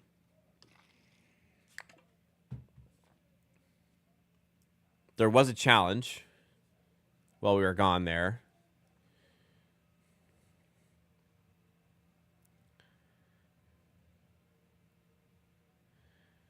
So they thought it was a charge. Unsuccessful. Okay. Man, are we like Darko? Like, is every coach this bad with their challenges? Fuck me. YouTube is free, but gives periodic commercials. A live TV is ridiculously expensive and tons of commercials. What am I missing? Nothing. I think YouTube will be... YouTube is the future of content. I don't like how long... Like, I wish... So I put ads in the streams now. I didn't used to do that. I do that now. I wish they weren't as long if you're watching on your TV.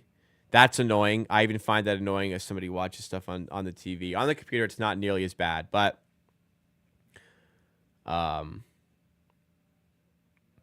YouTube is free. If, like, ads are... like that bad, I guess you can get YouTube Premium, which I don't even have, so I don't think it's that necessary, but it's free. You don't have to pay for it. No monthly subscription fee unless you're doing premium.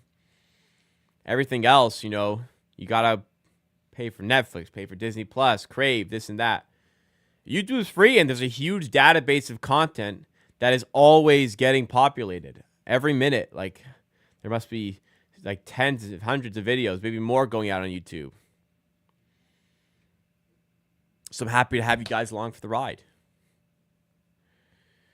There was so many commercials we missed part of the game. So many commercials we missed the fact that the Raptors had challenged that play and were then unsuccessful. Jalen Green, I think... Oh, no, he got fouled there. So Rockets, they were down by 16, made it 3. Then they were down by 10. They've now made it 6 briefly. Jalen Green misses the first free throw to make it 5. He'll have another free throw here to make it 5.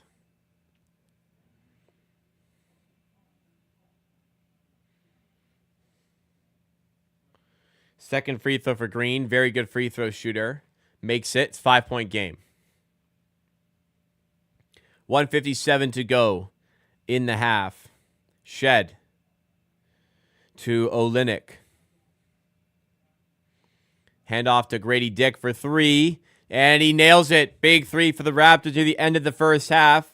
They lead 57-49 in what would be a tremendously impressive game to win. We'll see if they can do it.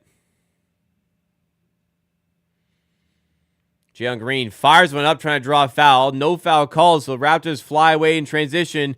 Lobbed up to Abaji, who misses the dunk. That's the second time the Raptors have tried to lob in transition, which has not come off. Wondering if the layup was the better choice. Good old-fashioned.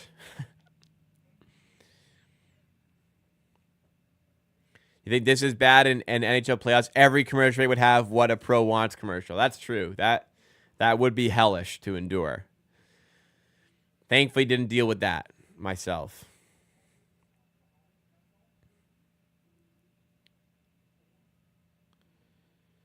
Scotty Barnes to Kelly Olynyk. Now Barnes again to Olynyk. Spins off of Green at the shot clock buzzer. It doesn't go. 47 seconds left. VanVleet with it. Fights through some contact, trying to draw a foul. Doesn't go. And no foul. And other side, Barnes tips the ball away. I believe it'll be Houston ball.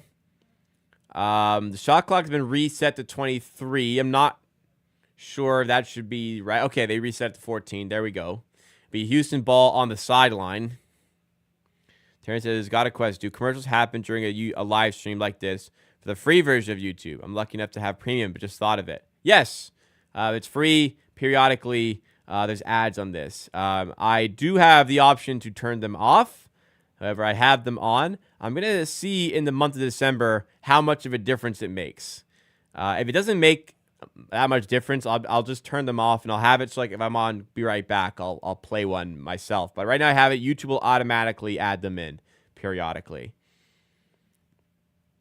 If there's not enough of a difference for it to be worth it, like if it's like barely a difference, I'm going to turn them off and starting in January. But a little testing process going on right now in that way. Smith fouled by Barnes. It's on the floor, but it's still a really poor foul to commit there with the Raptors up 8 and 1.8 seconds on the shot clock. Smith was just firing away a three. Sky better than Cade. Well, not a great example of it today, but I would say absolutely is better than Cade. Marcus says, with Mo Wagner ACL tear, do you think the Magic trades for Jakob Poeltl? Did Giovanni change his name or something? Nobody else calls me Jakob Gramegna. Do I think the Magic trade for Jakob Poeltl? Huh. That is an interesting one. That is an interesting one. They could. They're good. They could. That'd be a good pickup for them as well. Interesting one. Yeah. Grady Dick, long three, doesn't go at the buzzer. Raptors lead by 6. It could have been more, but hey, 6 is still pretty good considering the caliber of opposition here. I do think it's disguised because nobody else refers to me as Jakob Gramegna, which is not my name. But it is close enough, of course. Commercials are super short, doesn't bother me. Yeah, hopefully it's like quickly skippable, but on TV, like if you're watching on your TV, it can be long. Like sometimes they'll give you like 50-second ads, which is like unacceptable in my opinion, like completely unacceptable. I would turn those off completely if I had the opportunity. Like if I could still run ads and have no, like only skippable ones, I would like do something like that, but I don't let you do that. Anyways, guys, enough on the logistics behind the stream here. Let's get into the game here. Raptors are playing great ball, especially to start the game, especially from Jacoby Walter. He got out to a 14-point start to the game. He had Toronto's first 14 points in this one, which helped them build this lead. Jacoby Walter's 5 of 11 with 16 points. He's 4 of 8 from 3. But I don't understand. Jacoby Walter played 10 minutes or so in that second quarter. 6 minutes into the game when he had 14 points and was 4 of 6 from 3, he got subbed out. He had 14 of the first, I think like 17, 19 points for the Raptors, and got subbed out. Again, very frustrating that it's like pretty clear the coaches come into the game with a game plan in mind on what the rotations are going to be. They just have them like written down, and it's set in stone. It is drilled into concrete. Like, surely the guy with the hot hand can get an extra 3 or 4 minutes in the first quarter. Jacoby Walter. Very annoying, very confusing that he comes out of the game. I don't get it. Comes back in the game, scored quickly, but hasn't scored since. But hey, 16 first quarter points does not take it away from Walter. That's fantastic for him. I know fouls like could play a part. I know he's on 3 fouls, but still, I feel like you got to ride the hot hand in those scenarios. More good stuff. Abaji's been playing great. He's plus 11, which is best on the Raptors. He's got 11 points. Grady Dick also plus 11 with 8 points. From the starters, bit annoying Barnes' performance. I definitely won't say he's hurting the Raptors here. He's making great plays on defense, controlling the ball well on offense. He's got 3 steals, 2 assists, 5 rebounds. But this is inexcusable, really. 0 of 6 from 3, 0 of 6 from the field. He's taken 6 shots, all have been from 3. I'm all for Barnes working on his 3 ball. I'm all for Barnes taking those shots to try and space the floor. But your shot diet cannot just consist of 3s. Especially if you're Skyward. It cannot just consist of 3s. And whether that's him or coaching or a bit of both, that cannot happen. You cannot go an entire half of basketball without Barnes having attempted a 2-point field goal. 0 points at halftime. That has to be better. Off the bench, Olynyk's been playing really good basketball. High post playmaking's been nice. 3 assists for him. 5 points, 5 rebounds. Chris Boucher hit a 3 right after coming into the game. He's got 3 assists. His energy's been okay. I won't miss him when he eventually leaves the Raptors, which who knows how long that could take. But He brings the energy. That's what I'll say about him. Battles 1 of 3 from 3 with 5 points. Also had a cut to the rim off of, I think it was a nice Olynyk feed for him. Oh, no, it was Shed, I think, who got the assist to him. Speaking of Shed, 2 assists, 4 rebounds, 6 points. The name of the game is turnovers. The Houston Rockets have committed 14 turnovers, and the Raptors have scored 23 points off of said turnovers. Raptors committed 8 turnovers, and the Rockets have scored 8 points off of those turnovers. So the Rockets are turning the ball over more frequently than the Raptors, and at a higher cost. 23 points off 14 turnovers compared to 8 off of 8 turnovers on the other side. That is the difference in this game. The Raptors' shooting has come down since the first quarter, but they've just gotten the extra possessions here. They've taken 11 more field goals. Granted, 11 less free throws, but they've taken 11 more field goals here. They are winning the possession battle and maintaining relatively even levels of efficiency with this Rockets team, which their offense is not really the main feast of this team. The main course, rather, is definitely their defense. But the defense hasn't really been there because they just haven't had opportunities enough times to get set up. And on offense, they've struggled, but Jalen Green has just hit ridiculous shots. He's still only 7 of 12 and 2 of 6 from 3, but he's hit some ridiculous shots that have kept this team in the game when they've needed it. They're poor shots, but some of them are dropping. As well, here is where he is. Other point guard for this is the Rockets point guard, former Raptor VanVleet, struggling in this one. He is 0 of 5, also on 0 points. So both point guards on both teams, or both the point guards involved in the start of this game, have struggled big time. But even Fred's taking 3 twos. Barnes, get your ass in the paint on offense, please, man. That's what we want to see, man. I don't think point guard is his position, but needs must. You can still, come on, you can still get drive and get to the rim. Absolutely. Yeah. Please, better shot decision making is necessary. For this Raptors team. All right, guys. I like to do the Pirtle at halftime, so I'm gonna do that again here. Last time, got it in 3. I'm on a nice little run here for the Pirtles. Got it in 3 last time out. So let's see if I can follow it up today. I like to start with a forward who's around 27, 28. I've been using Mikal Bridges lately. So let's do this. So we have a point guard who's 28 years old in the Western Conference, whose number is less than 25. All right. We can work with this. Absolutely, we can work with this. The player is 6'4", 6'5", though, so decent amount of size. All right. How old is DeJounte Murray now? Let's find out. Wow. Bang. Absolutely, positively sniped, baby. What do we do now? It was too easy. It was too quick. This was supposed to take me into the second half. 2 guesses off of a 6'4", 6'5" point guard who's 28 years old in the West. We nail it first try. DeJounte Murray. Are you not impressed? Are you not entertained? Listen, I've had some of these where I get to like 7, 8, and I don't even know who to guess anymore because I just don't know who the player is. But to snipe it in 2, I got to say, I'm pretty happy about that one. DeJounte Murray is the Pirtle of the day. How about that? Do you guys think Scottie can win a championship being your best player? I think at this point it's too early to say yes or no. You've clearly got a player with loads of ability he's still 23. He's 23, right? He's still 23 years old. Already been an all-star. Clearly a phenomenal talent who's getting better. There's no reason to say this guy can never be that sort of player. Is he there yet? No. But he's 23 years old. He's 4 years away from being in his prime.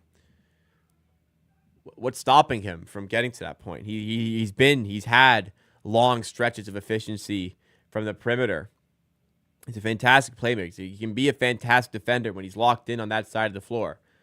I don't see a reason why he can't get to that point someday to be that guy. So we'll see. It's we got to play the waiting game a little bit. But games like this are frustrating ones because why would you, like some of these, why not drive inside a little bit more?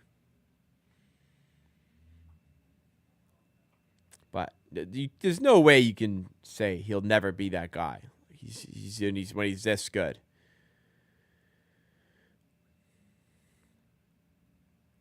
And he's working on a lot of his game as well, like the offensive bag G is mentioning. Came in not having that, but it's getting there. For sure, it's getting there. It's getting better. Absolutely. I think you just got to keep giving him the chances to showcase his talents there.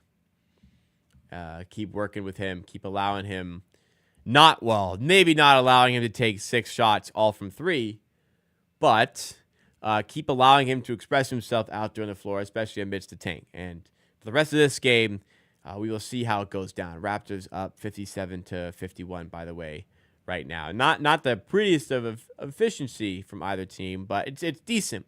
And the Raptors' defense has been the reason they are taking the lead here. How do we feel about the Christmas Day lineup of games this year, by the way? I feel like it's a little underwhelming. Like, they're all like good matchups, but not like great matchups. Like, Knicks Spurs is okay, Wemby and the Knicks and stuff, but like no real history between those teams. Dallas, Minnesota is decent, but I guess Minnesota haven't been playing great. I mean, it's a rematch of last year's conference finals, so that's fun.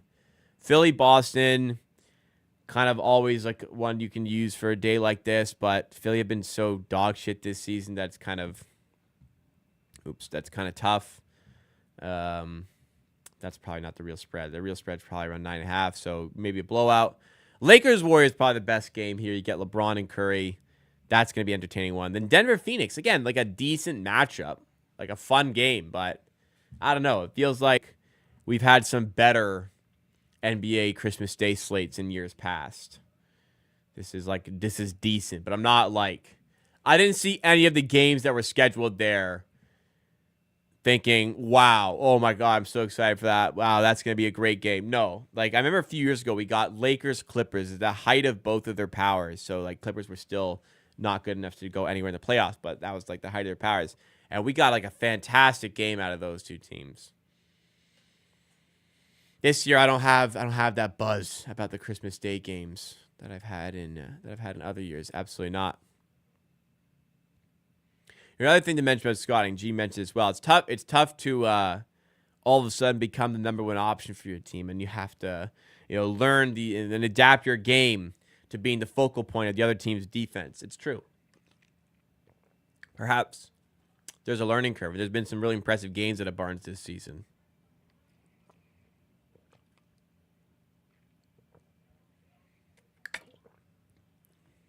I'm not going to rank like 6 guys. Franz Wagner this season has probably taken a step above Barnes. Banchero's definitely debatable to be above Barnes. I think LaMelo's better. LaMelo's really good.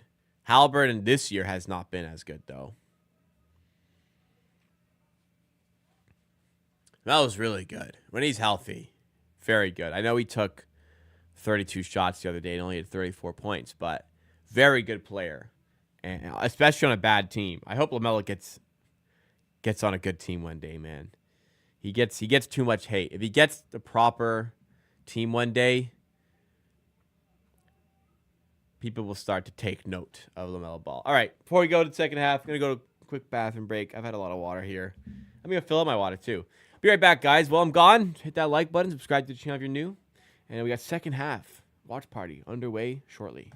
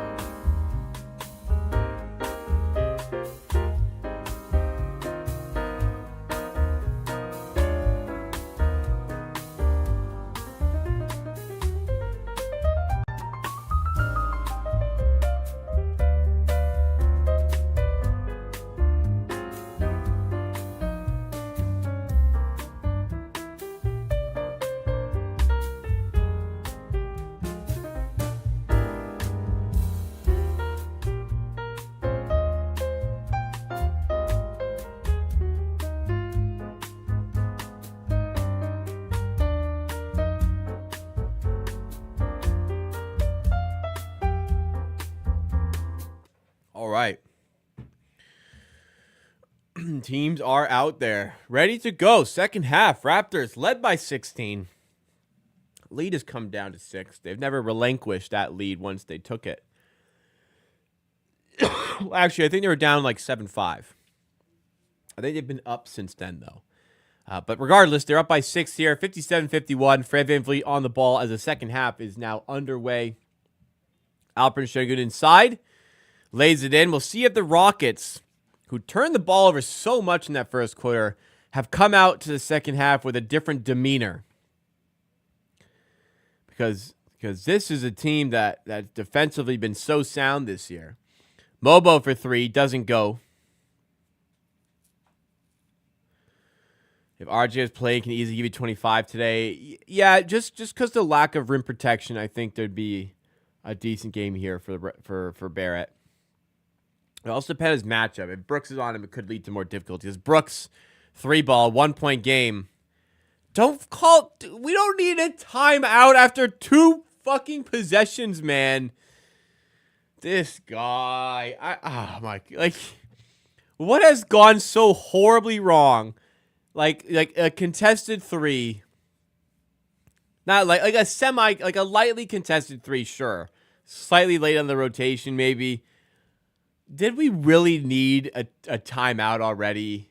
1 minute. So we've called a timeout less than 2 minutes into the first half and less than a minute into the second half. I don't know. Maybe it worked in the first half and the Raps went on a run, but still.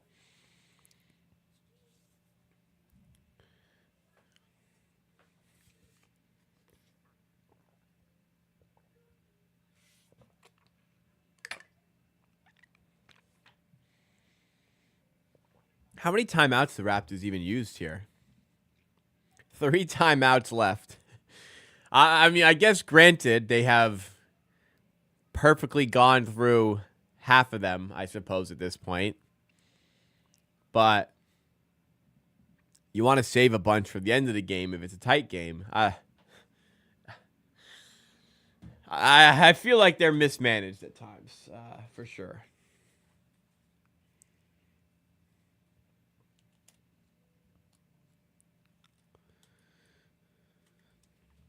Sure, you can. The thing is, like, I guess you want additional coaching to young players. That's the argument, but you can adjust on stuff during the game. Unless you've clearly seen something that has fundamentally changed the way the Rockets playing. Which, fine, fair enough. The Rockets have done something fundamentally different on offense that you need to alert your whole team to and adjust to. Probably, I feel like that is giving Darko a lot of credit to recognize something that quick from the other team and make that large adjustment, but it feels like a wasteful timeout here.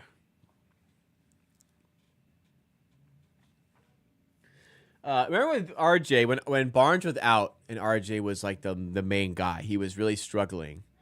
And then Barnes came back and there was more focus spread out defensively from the other team's perspective. And Barrett started playing really well again. So if you think about the starting 5 today, Walter, Dick, Mobo, Abaji. I'm not excusing Barnes' shot diet because that's been atrocious, but it's a tough lineup for him to work with as well. He has a lot on his shoulders in that lineup for sure.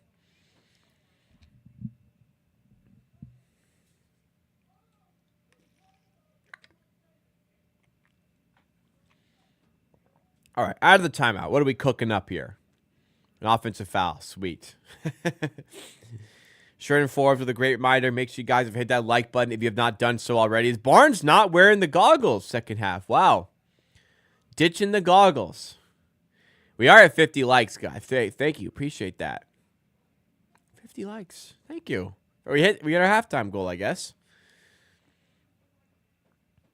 Barnes' role needs to be defined. It's tough to do that when it's a different cast of players every night and you're so depleted injury-wise. Not a great start to the half. Raptors have allowed 5 points, scored none, and just committed an offensive foul out of a timeout. Jalen Green with it switches on to Grady Dick. Now to Dylan Brooks, who's already got a 3 in this half. This one doesn't go. Rebound falls eventually to Grady Dick, but then it's deflected away. Now Jalen Green is open for 3 from it. Doesn't go this time. Rebound falls to VanVleet. Let's get a rebound here. Green in the paint. Blocked by Olynyk. Battle secures it. So Battle has came in quickly. It was Walter who got removed. Battle for 3, and he drills it. All right. So a quick switch to start the second half. Walter, unless Walter didn't start the second half, which would also be a surprise, and I didn't notice it. But Battle's in the game and made the 3 there. Raptors kept the lead. They're only up by 2 here now. Walter's playtime, he can play at any level. No matter how well he's playing, he can always get taken out. Yeah, I don't know what it is about Darko's beef with Walter. Defensively, is there an issue? I don't know.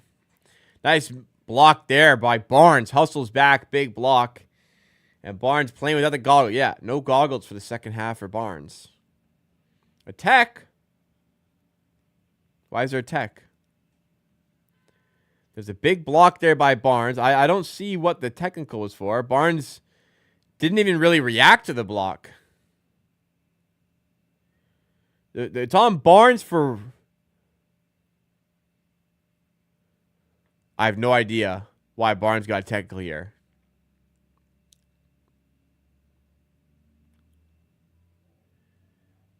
Wait, they're going to count the basket?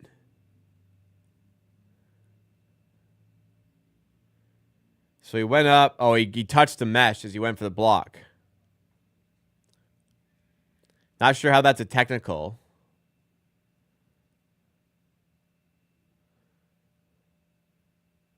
I don't know how this is a tech, but they count the basket, and a technical was also called. It was the correct call. It was a good play, but it was the correct call. He brushed the mesh. That's basket interference. Fine. But I'm not really entirely sure what the tech was for. To my knowledge, you don't get a technical for touching the mesh on a layup. Maybe you do, and I just don't know that. I don't know. Olynyk, sidestep 3, connects. Big time 3 by Olynyk. Raptors shuffling very quickly into the second half. Think Sky's a good playmaker. Yes. I do.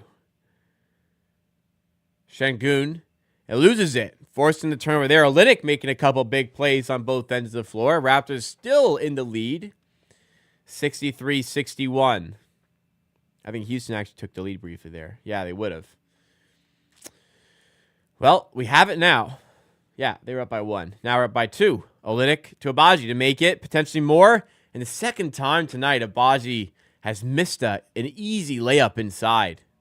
He's playing well, but just a couple easy layups have gone begging. Jalen Green got Olynyk wobbling. Misses the layup, though. Wanted the foul call. Doesn't get it. Battle other side in transition. He is rejected by Şengün.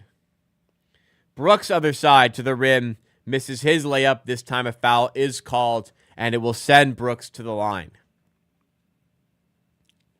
What is the WP tattoo that Brooks has? He has a W here and a P here. Not sure if there's like something written across his chest. I guess I can look it up.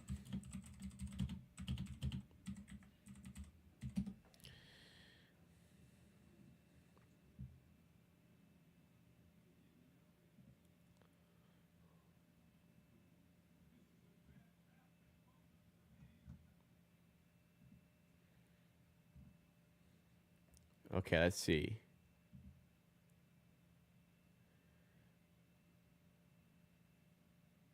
Wolf Pack. A group of friends Dylan has had for a long time. Hope it's not that, because that would be kind of lame. Anyways, back on the game. Tied at 63. WAP tattoo. A in the middle. W-A-P. That'd be good. Olynyk. Gets it to Shad. Another sub. So quick switches here for the Raptors in the second half. Battle's already back out of the game as well. Shed in. 3 balls up. And good, Jamal Shed. Good for 1 or 2 of those every game. Shooting the ball. I feel like the 3 balls started to get better for him. I think IQ's a good stat here. I think he's good. He's definitely not great.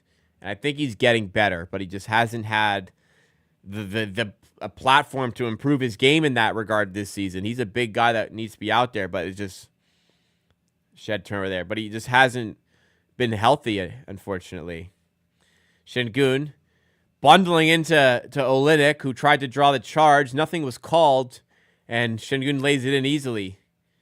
Houston lead, and that 16-point lead is a long time away now. Raptors led 42-26.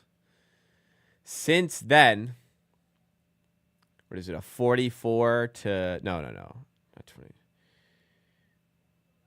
44 to 26. A 22, so we have 22, and they have 41 to 22 run for the Rockets. Is that right? No, that's wrong too. I don't know. They're on a big run.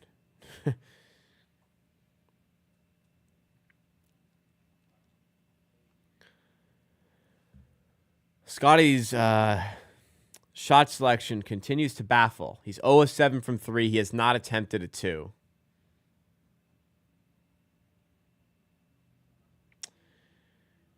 Yeah, this at some point as well, coaching's got to step in. No, maybe it is coaching. At some point, somebody's got to step in and say, "Get in the paint, man."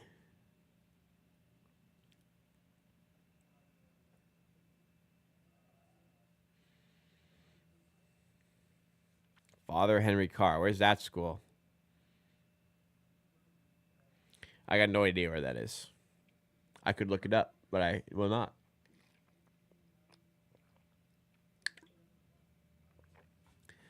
Do I remember Spurs tanking and making Sohan play point guard last year? Yeah, Sohan playing point guard last year was really dumb. They were a lot worse with him at point guard, and it made him play worse. Barnes, fadeaway 2. It's his first 2 of the game, and it's a fadeaway contested mid-range jumper. That's worse than shooting the 3s, by the way. Much worse than shooting the 3s. So it's his first 2-pointer game. That is much worse than taking 3s.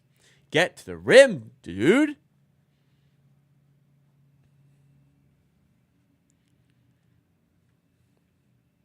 Shed to Olynyk on the inbound. Raptors down 3. First moments of peril tonight. Can they rise up to the occasion? Grady Dick loses it. Here come the Rockets again.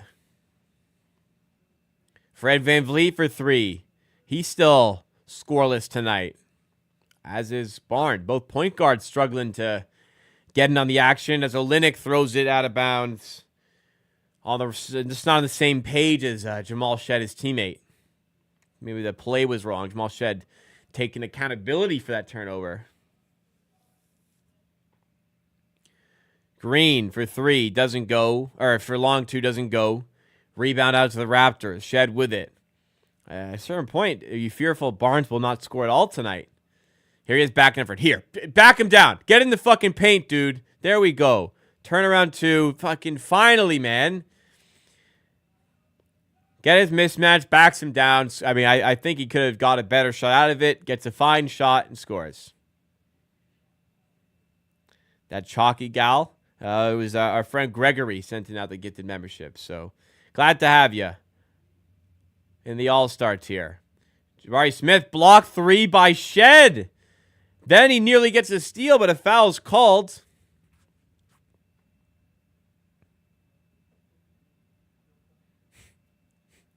I really love how people try to spin really bad coaching into like a tanking decision. That is so funny to me. Believe it or not, like the coach is actually just like really bad sometimes. It's not like letting Grady guard Cam Johnson was a tank move. That's really funny. He makes him play worse. Those are always hilarious arguments.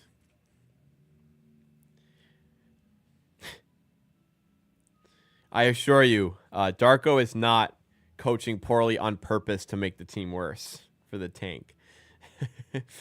He's got a job to do and a job to keep. He's coaching the team to the best of his ability. And if you think that makes it look like the team's tanking, what does that tell you about the level of coaching in this team? That's funny, man.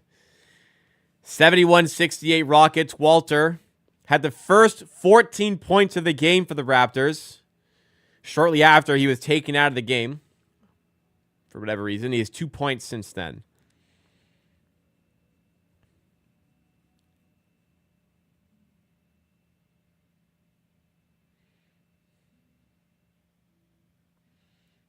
Jalen Green to the rim. If you think they coach bad on purpose to tank, you can't be saved. It's over.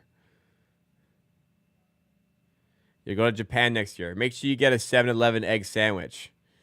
Heard those are bomb.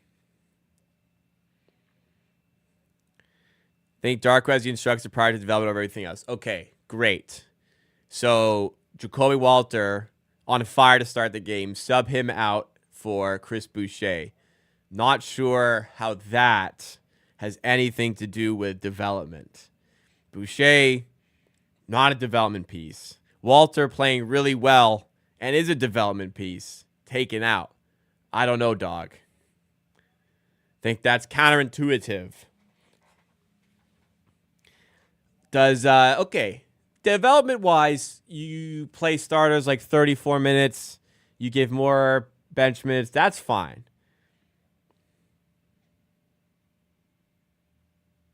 But in game, you got to put the players in the best positions to succeed. Walter, nice take there. If you're a coach, you're not worried about the tank. You're worried about coaching the team to the best of your ability. Brooks for three again. Doesn't go. Raptors a chance to take the lead again here. Reclaim it. Shed. Nice move to the rim. And reverse layup is good. Right past Tate. That was impressive. Tate's a solid defender. That was an impressive move there. Shed is a good player, man. Every time I see him, I go, I think he's better than Davion Mitchell, man. Green. Wow, Green's playing well. To the rim. 73-72. Is there another timeout here? Or technical, sorry.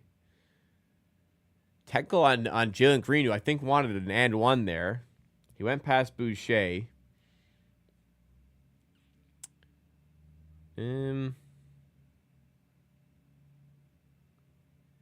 They may have been right to call a foul there. How's Fred doing? Not good. He's having a bad year, and he's having a horrible game. Fred VanVleet has no points tonight. Fred VanVleet haters definitely victory. Gonna victory lap this one tonight.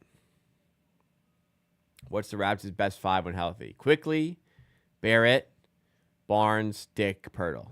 For sure. Boucher to the rim. Nice take. And a timeout by Udoka once again.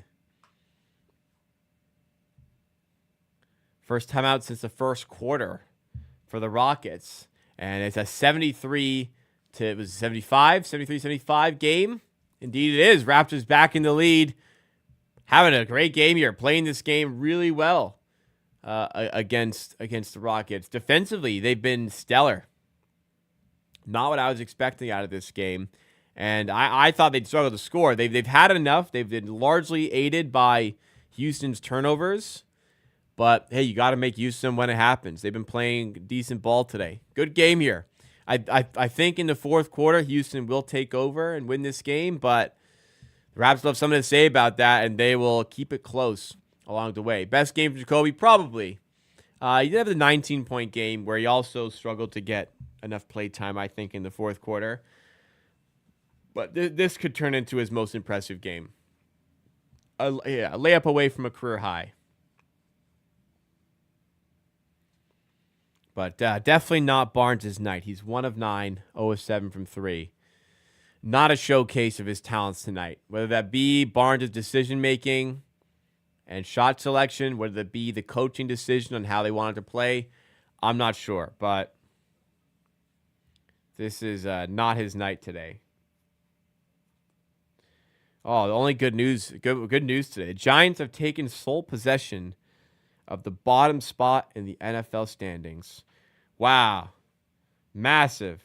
The Raiders won today. Let's go, man. Amazing news. My Giants might get the number 1 pick. I can't wait for them to sewer it on the last day of the season. Find a way to win. Ruin their odds. Draymond Green had a card game 2 days ago. Not quite. He did have a steal. I think he had a steal. Is that a steal or block? I think it was a steal. He did have a steal. It wasn't quite a cardio game. And he also didn't play enough to qualify for a Tony Snell graphic.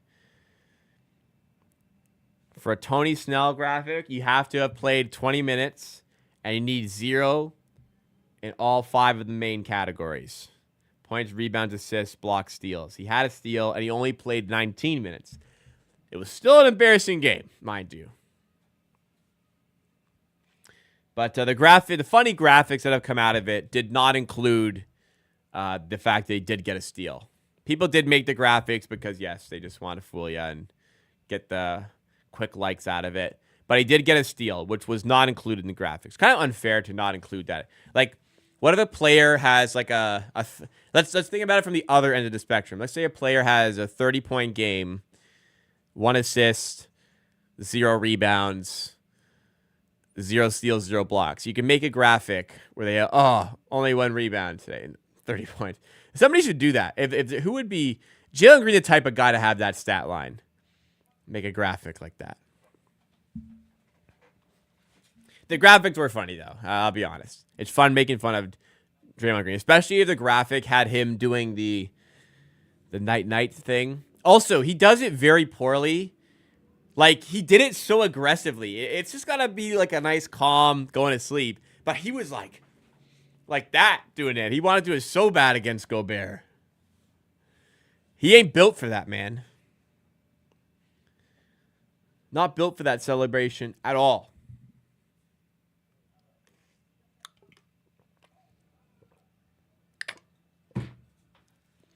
Dillon Brooks, really good player. Crazy how situation can define a player so much. Moves away from Memphis and a key player of this Rockets team.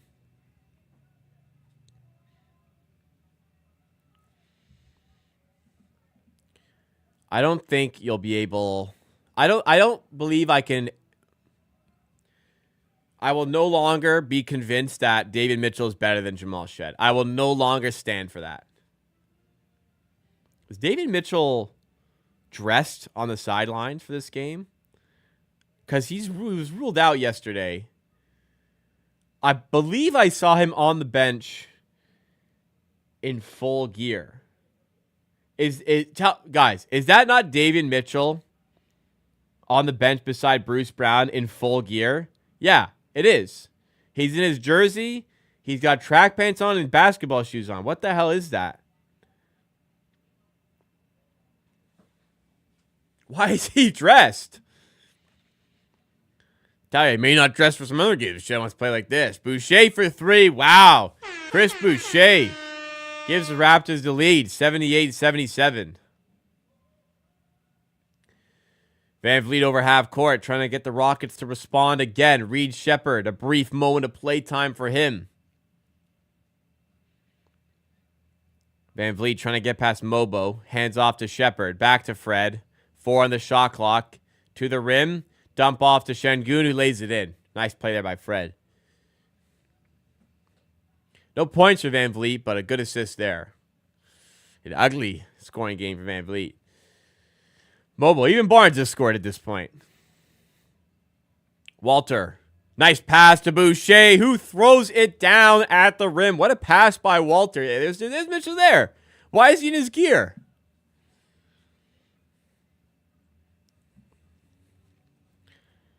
Who do we want to draft? Harper or Bailey? Did Thompson drop Boucher there? Boucher, other side. What a sequence by Boucher. a personal 7 run or 7-2 run. What a sequence by Chris Boucher. Is it an and one as well? All of a sudden, Chris Boucher can play basketball again. Look at the bench going to hype him up. Look at that, man. You would never know these guys are 7-21.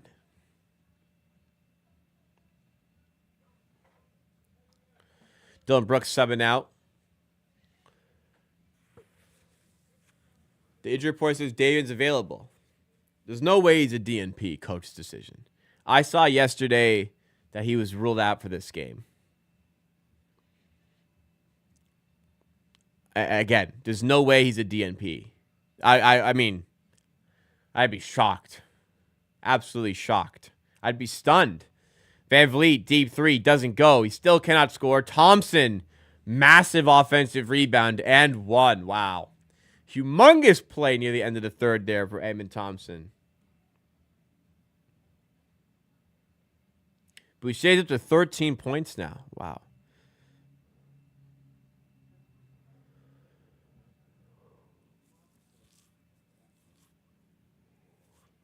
I don't give coaches a ton of credit because they don't deserve it, but they do deserve a lot of credit. As Brooks is already back in, they do deserve a lot of credit for keeping the team morale up as high as it has been amidst this horrible record for 2 seasons now, second consecutive season.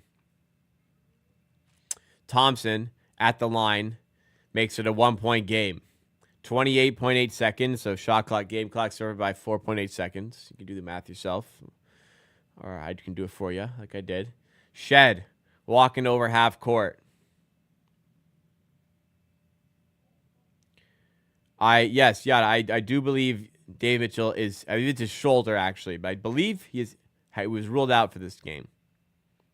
The players also deserve credit. You're right. Barnes with the left, tough layup. It's just not happening for him tonight. Granted, he hasn't made it happen. VanVleet, other side, misses the layup. Brooks puts it back. And it's a 1-point game in favor of Houston as we head into... Does that count? Probably not. I don't think that'll count. Walter just made a full court, or a 3/4 court shot. I don't believe he got it off in time. Let's see the... Oh, no replay. Awesome. All right.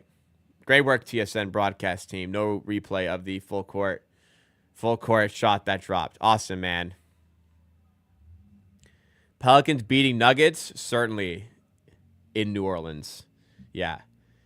Damn, Denver are mega ass when they don't have the 5,280 feet of altitude as the sixth man. Mega ass. Now we got one of our 2-year members. Thank you so much for tuning in here tonight. Let's go to the box score. It appears as though that Jacob Walter shot will not count. But he is 6 of 12, 18 points, having his likely best game as a Raptor here tonight, making things happen for the team. Had their first 14 points of the game before strangely being yanked out of the game by Darko Rajakovic. Abaji's 5 of 10 with 11 points.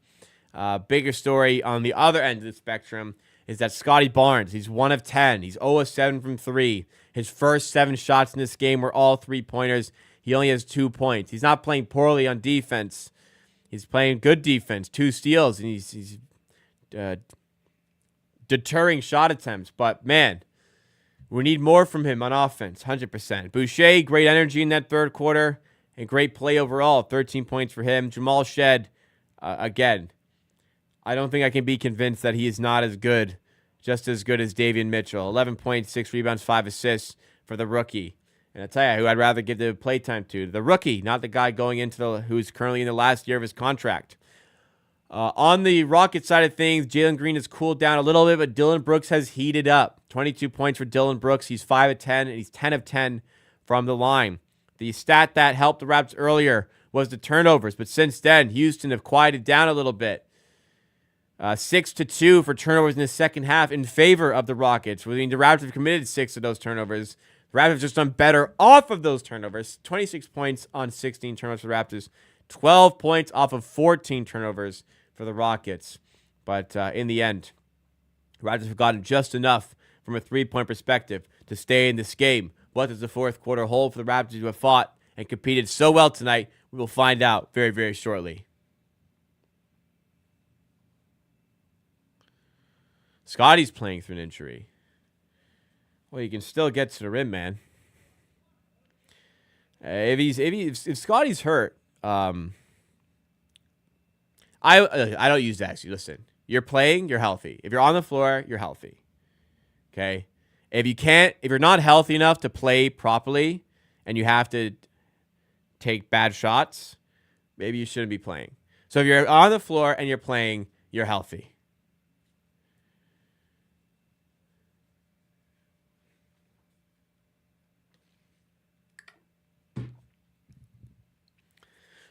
Walter at the line. If he makes both free throws here, he's got a career high. Well, he missed the first free throw. Darko's probably going to yank him now. God forbid Walter closes the game. Second free throw. This would equal a career high. This one does drop. 19 points, career high for Walter. It's tied with his former career high.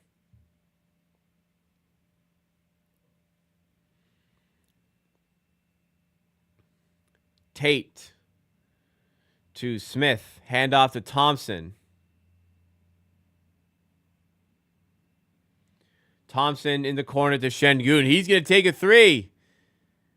Rattles around. It doesn't drop, but it's put in by Whitmore on the rebound. Barnes to Walter. Nice dish to Boucher. Stuffed by Şengün inside. Wow. Huge player. The Rockets going on a run here. No, because they've turned it over. Walter to Boucher. This time, he will not be denied and ties the game up at 86.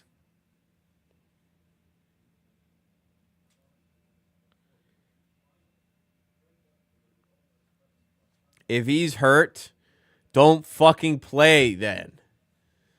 If you're playing, you're healthy. Even if you're not, it may not be 100%, but you're playing, you're healthy. You also don't need to take 7 threes if you're hurt. How about 8? Does this one go in? 0 of 8 from 3 for Barnes.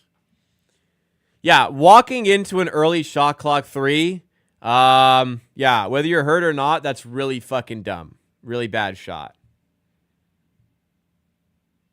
I mean, that is the epitome of how bad it's been tonight. Like, why would you shoot that? Like, kick out, catch and shoot 3, great. Shoot it. Dribbling up the floor in transition and just yanking one, horrific decision making. Shed to the rim, but an offensive foul called. I think it's against Boucher there.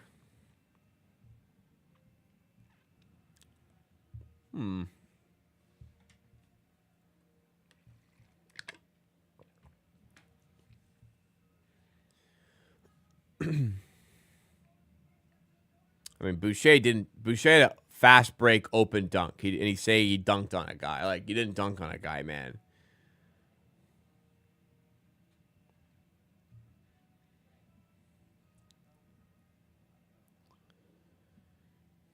Okay, Scotty's playing because he wants his 65 games. Great. Tell you what's not going to help him make All-NBA is taking wildly contested threes and going 0 of 8 there.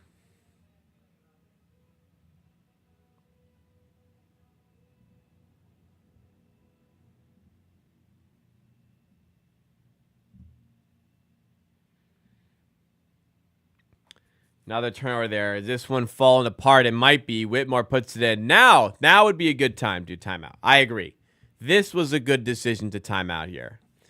Raptors down to 6. Looks like the Rockets are, well, they're in the ascendancy. It looks like they are taking this one over, unfortunately. But there's still time to recover. Let's see how it goes. Let's see if we can fight back here. If you guys are enjoying the stream content, please make sure you have hit that like button. Support the channel. Subscribe if you're new. Unbelievably, the channel has nearly gotten to the 18,000 subscriber mark for the first time, or for the first. Well, yeah, it would be for the first time, but it may get to that milestone by the end of 2024. We have YouTube Lapu subscribed. Welcome to the Amateur Army. The big catalyst for this jump in subscribers, like 60 in the last couple days, is the most recent video on the channel has gotten to 20,000 views, which only has not happened for 5 months. So incredible news for the channel. Thank you guys so much for helping make that happen. I really appreciate it.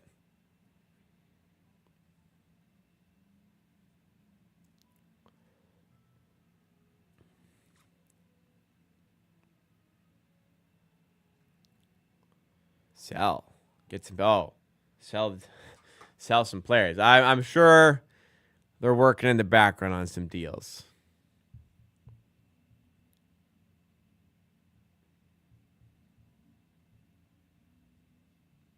Unless we get a top 3 pick this year, I think the Raptors are screwed for the next 5 years. I wouldn't go that far.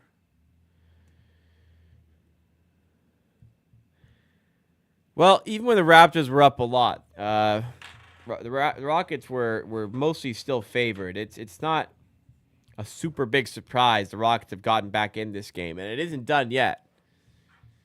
They're the better team here, and once they started cooling down the turnovers, they have shown it as well.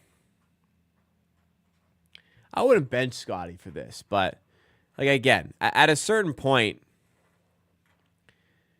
like is the 8 threes taken? Is that coaching?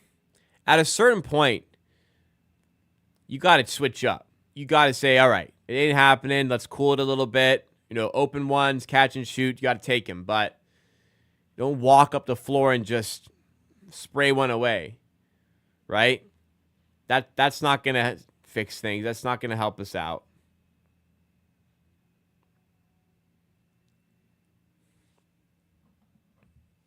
He's playing well on defense. I wouldn't say it's a lack of intensity. He's playing well on defense, but it's just really poor shot selection. Can't pass it. Walter wide open for 3. Bang! Big shot out of the timeout. Raptors lead 92. Sorry, Raptors now down 92-89.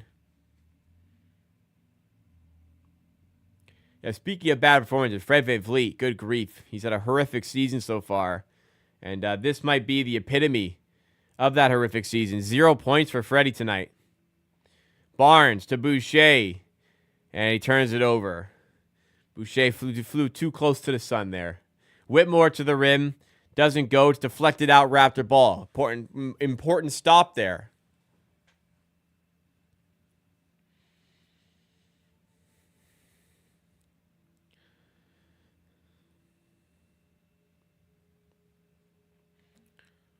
Raptors fans, I mean, NBA fans in general. NBA fans hate basketball so much. Like Raptors fans, oh, Walter again. It's a career high, by the way, for Walter. He's up to 24, I think now. 24 points. I'm saying, man, yeah. NBA fans hate basketball. Raptors fans hate the Raptors. It really is miserable at times, but I mean, NBA fan in general, like Wembanyama hits like 7 threes in a game, and people are mad that a guy that tall is shooting that much. Like, they're going in, man. Isn't this remarkable? Aren't you so infatuated by this guy's abilities? Everyone just wants to complain. I swear it's almost as ugly as a Toronto Raptors uni. Well, I don't mind the uniform, actually.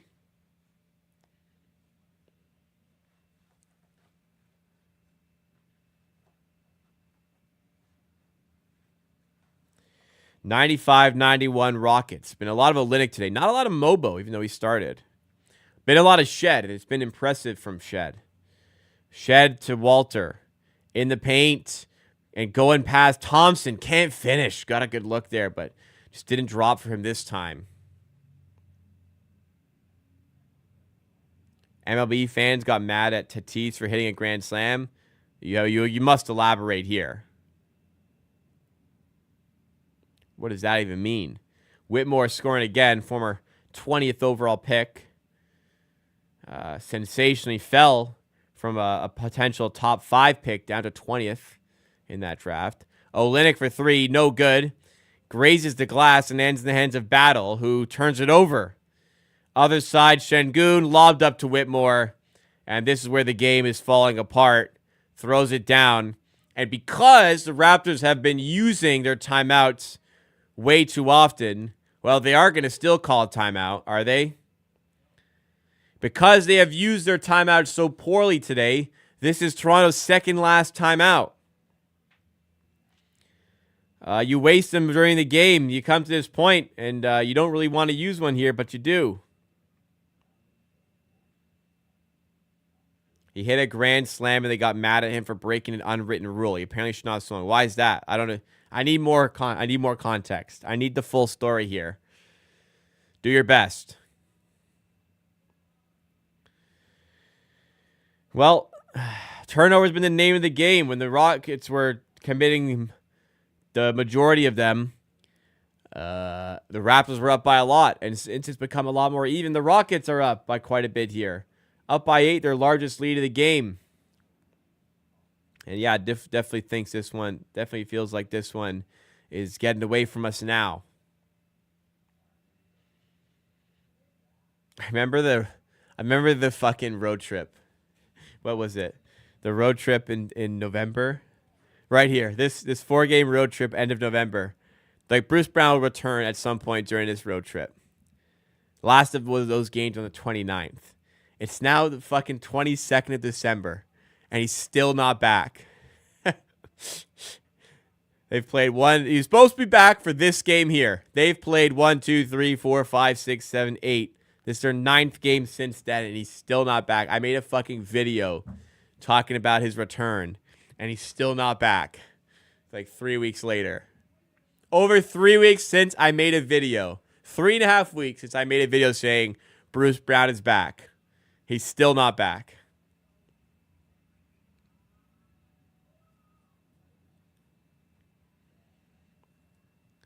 I can't explain it. He swung at a pitch in the zone, but the fans got mad and said he shouldn't have swung. I'm confused. I will have to investigate myself.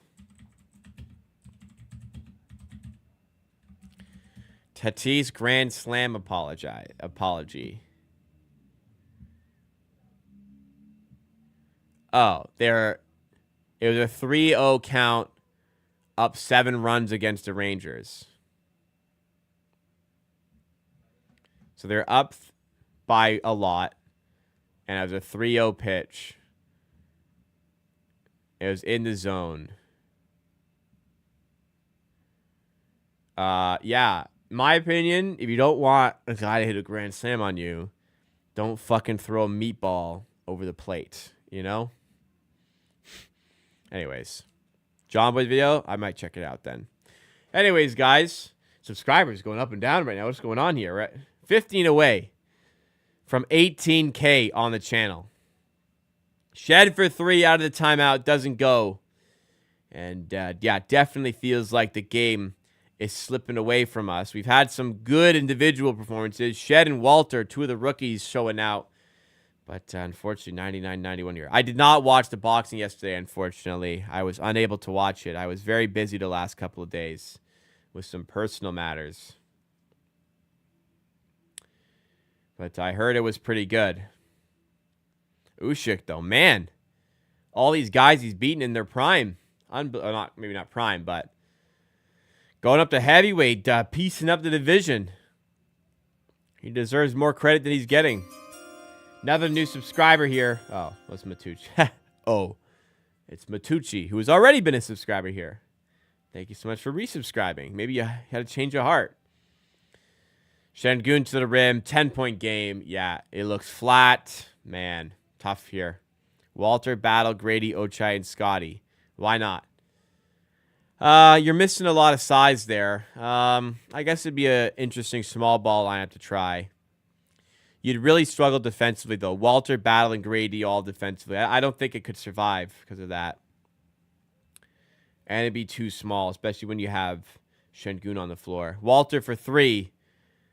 Whoo, wow. Jacoby Walter is having himself a night. And it may, listen, I don't want to doubt his abilities as a basketball player, but it may take him a while to equal this career high.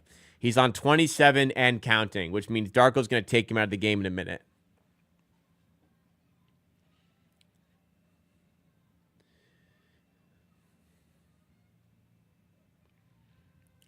I'm not gonna say a guy's hurt and that's the reason he's playing bad.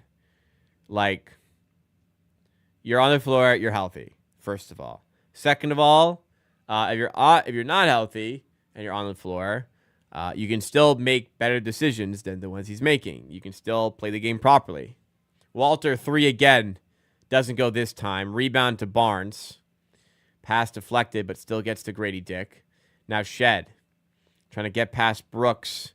Can't. Walter in the corner. Now Barnes inside. Over VanVleet. Misses the layup. Like, there we go. Puts in the miss. But why are we fading to the left there? Fade to the right. Moves. He's fading this way and coming off VanVleet to like a short fadeaway. Muscle inside. Lean into him and lay it up with your right hand. Like, what are we fucking doing here? That's nothing to do with any supposed injury. Like, you're way bigger than him. VanVleet's my height. I've met Scotty Barnes. I wouldn't be able to defend him in the paint. Yeah, also if Barnes was injured, I know he wants to get to 65 games. I feel like they wouldn't play him if he was actually hurt. Anyways.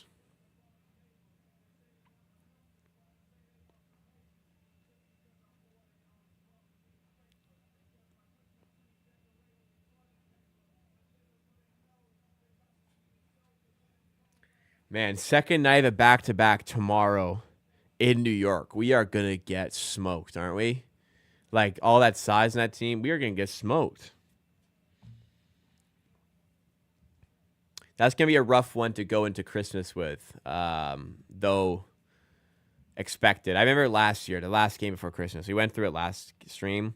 They blew a double-digit fourth quarter lead to the Jazz right before Christmas. It ruined Christmas. No, it didn't ruin Christmas, but it's a really bad way to go into Christmas. And that was when the team was supposed to be good because, you know, they had OG Anunoby, Pascal Siakam, Scotty Barnes, Dennis Schroeder, Jakob Poeltl, Gary Trent. It's supposed to be good.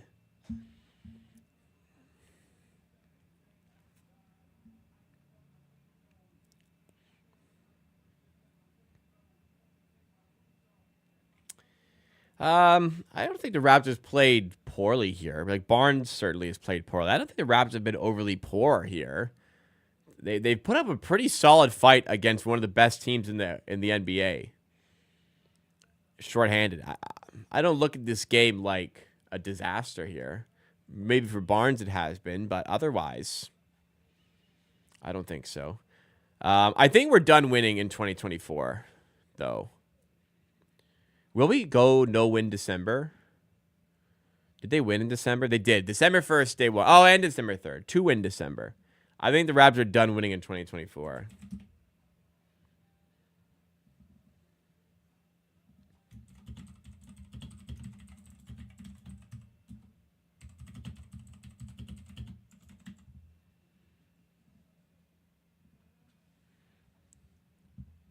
Can't wait for them to win the next game after I say that.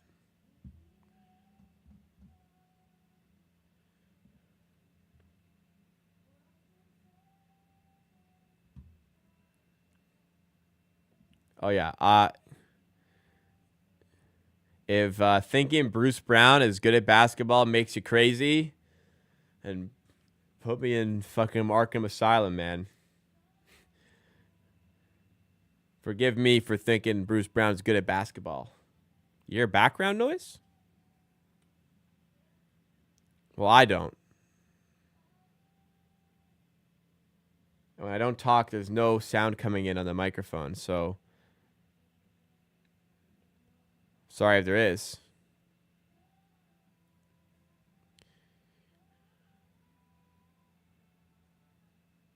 Sorry, I'm trying to read some of the chat here. My mind's in the gutter right now. I gotta eat something. I'm hungry. Barnes spinning off Şengün. First time tonight he's used his body. Now, this just adds on to it. Okay? Bad games happen. We are 45 minutes into this game, Barnes is taking his first free throws. Cannot happen. Like, there cannot be a reality where he is taking so little shots, using his body so little in the paint, that he is not going to the line for 45 minutes of the game. Cannot have that. Cannot have that in any way whatsoever.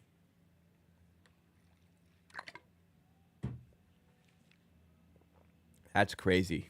Misses the second free throw as well. At least he doesn't have 0. You're right. He as bad as Barnes has been, he hasn't been the worst player on the floor tonight. That's true. 105-97 as Rockets call timeout. This is a weird one. He's trying to lock it down for the rest of the game. Yeah, you can like Scotty and say he had a bad game today. He was bad today. Really bad. Might be one of his worst. Still impacted the game in some positive ways, but scoring-wise, can't have games like that, man. You can miss shots. You just have a bad game efficiently, but when the decision-making is so bad as it is tonight, that's very annoying.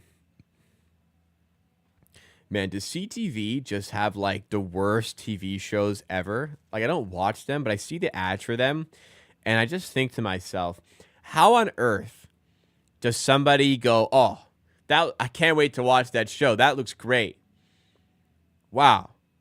Another CTV banger TV show on the way. All these horrific shows, they never last more than...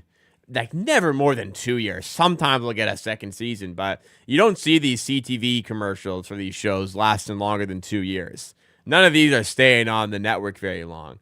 Who's pitching these? Who's watching these? Is it just the boomers?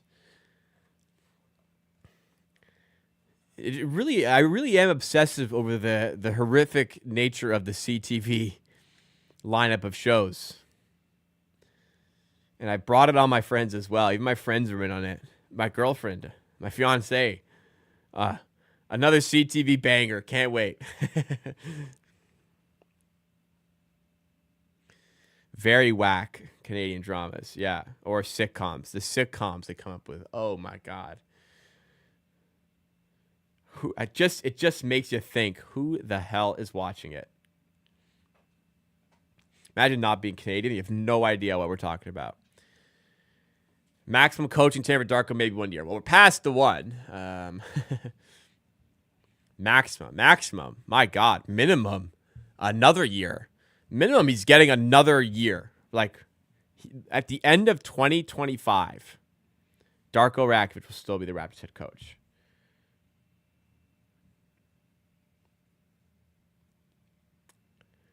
Ten-point game. Raptors down with 3 minutes to go. Grady Dick for 3. Showing some life. 7-point game here. They're still in this.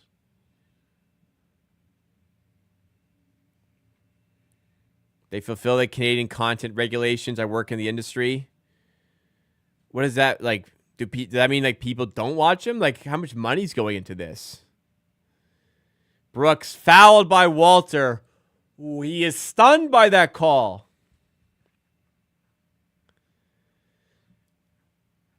The crowd not having it. Let's see a replay if we can. And he fouled the shit out of him. Am I missing something? Dude, he fouled the shit out of him. That's a clear foul.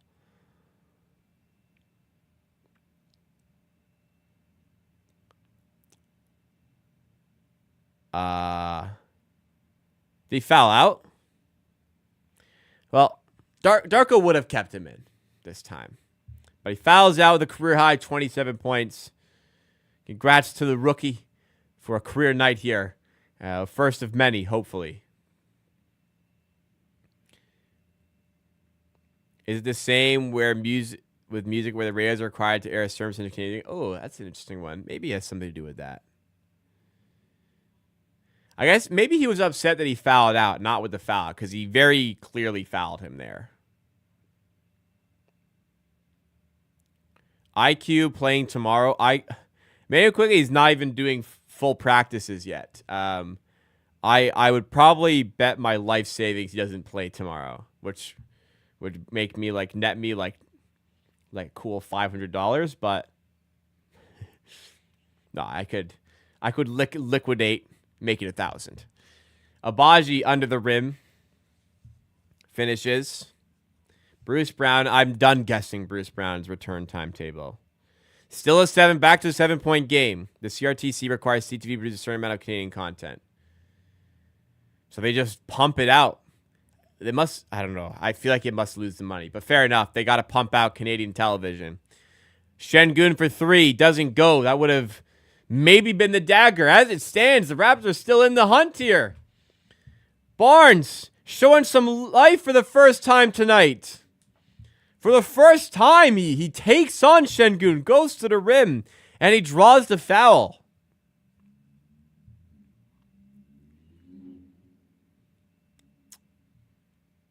I think we got a lot more to worry about than AJ Lawson minutes. Honestly. Where's RJ? He's out with an illness. Barnes' first free throw, no good. Did he, not get enough sleep? Has he had a rough day? Jeez, man.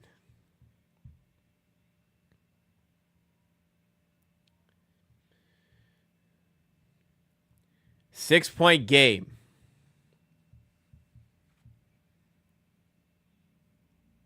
$154 to go. VanVleet, this is his first basket of the night. It's not. Fred is still scoreless. That is a horrible shot. A truly awful shot in the circumstances.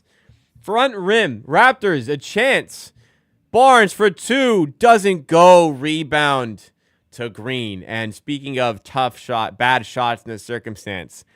A contested long 2, Scotty? In this moment? Yeah, dog. Not good. Brooks, fadeaway 2.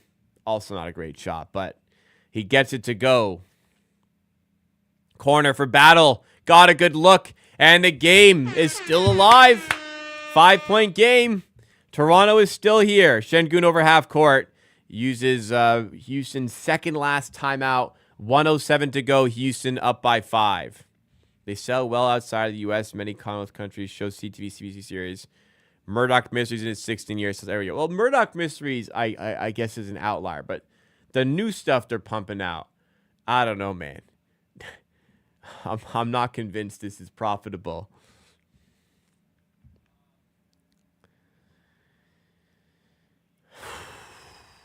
All right. Fake comeback is better than no fake comeback, but it is frustrating, especially Barnes actually trying now to score. Wow.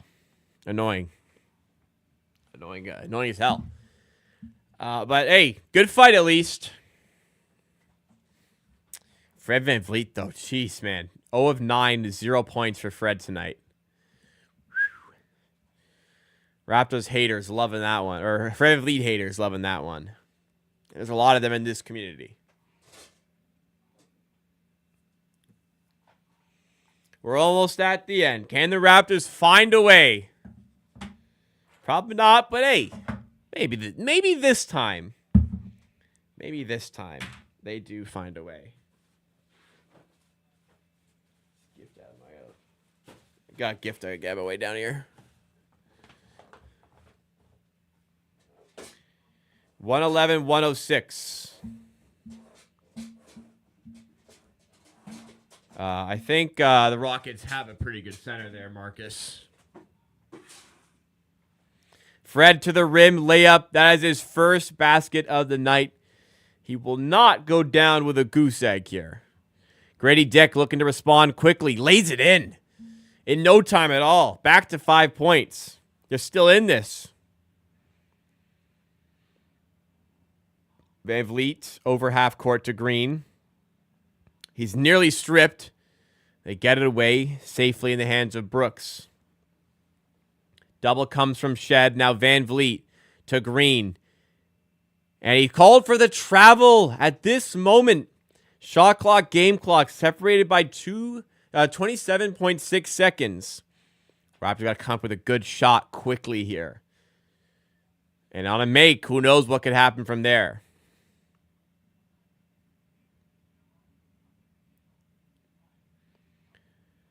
Underneath Abaji, and that's the quick bucket they needed. It's a 3-point game.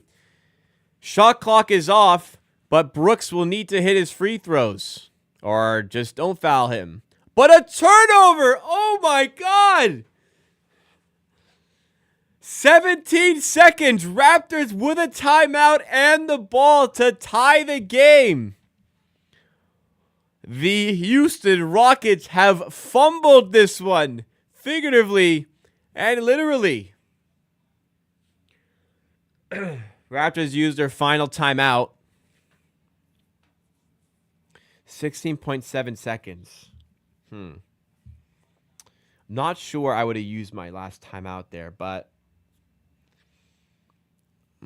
bad pass there. I mean, I think both of them were slightly at fault. Thompson had a lot more space to give Brooks that passing lane. I'm not going to excuse the pass because that's the bigger problem here. But Thompson had a lot more space to create an angle for that pass to happen. So they're both a little bit at fault. But my God, Houston, no fouls to give. Raptors down 3. What do you do if you're Houston? Do you foul if you're Houston? I think there's too much time to foul. I would not have used my last time out here. I feel like that's enough time to walk up the floor and come up with a play. And then maybe shoot early. If you miss, you have your timeout ready. But regardless, Raptors. I wonder if Houston foul right away. We'll see. Imagine if Barnes, after going 0 of 8 from 3, takes the last shot to tie the game and makes it. First 3 of the night. Inbound to Grady. Back up to Olynyk. Stolen. Great.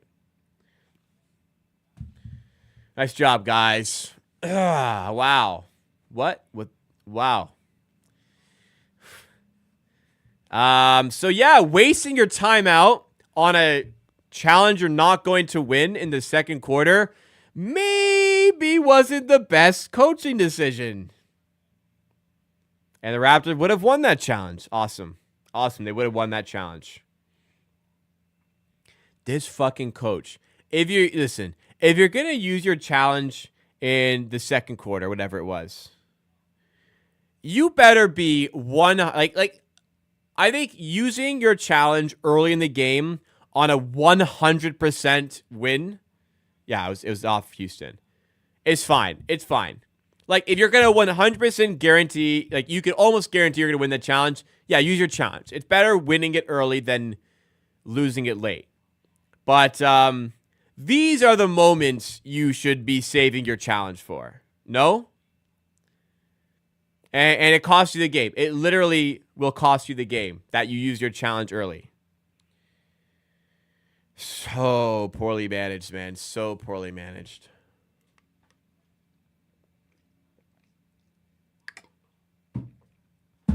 Even the commentators are criticizing it. And they criticize nothing.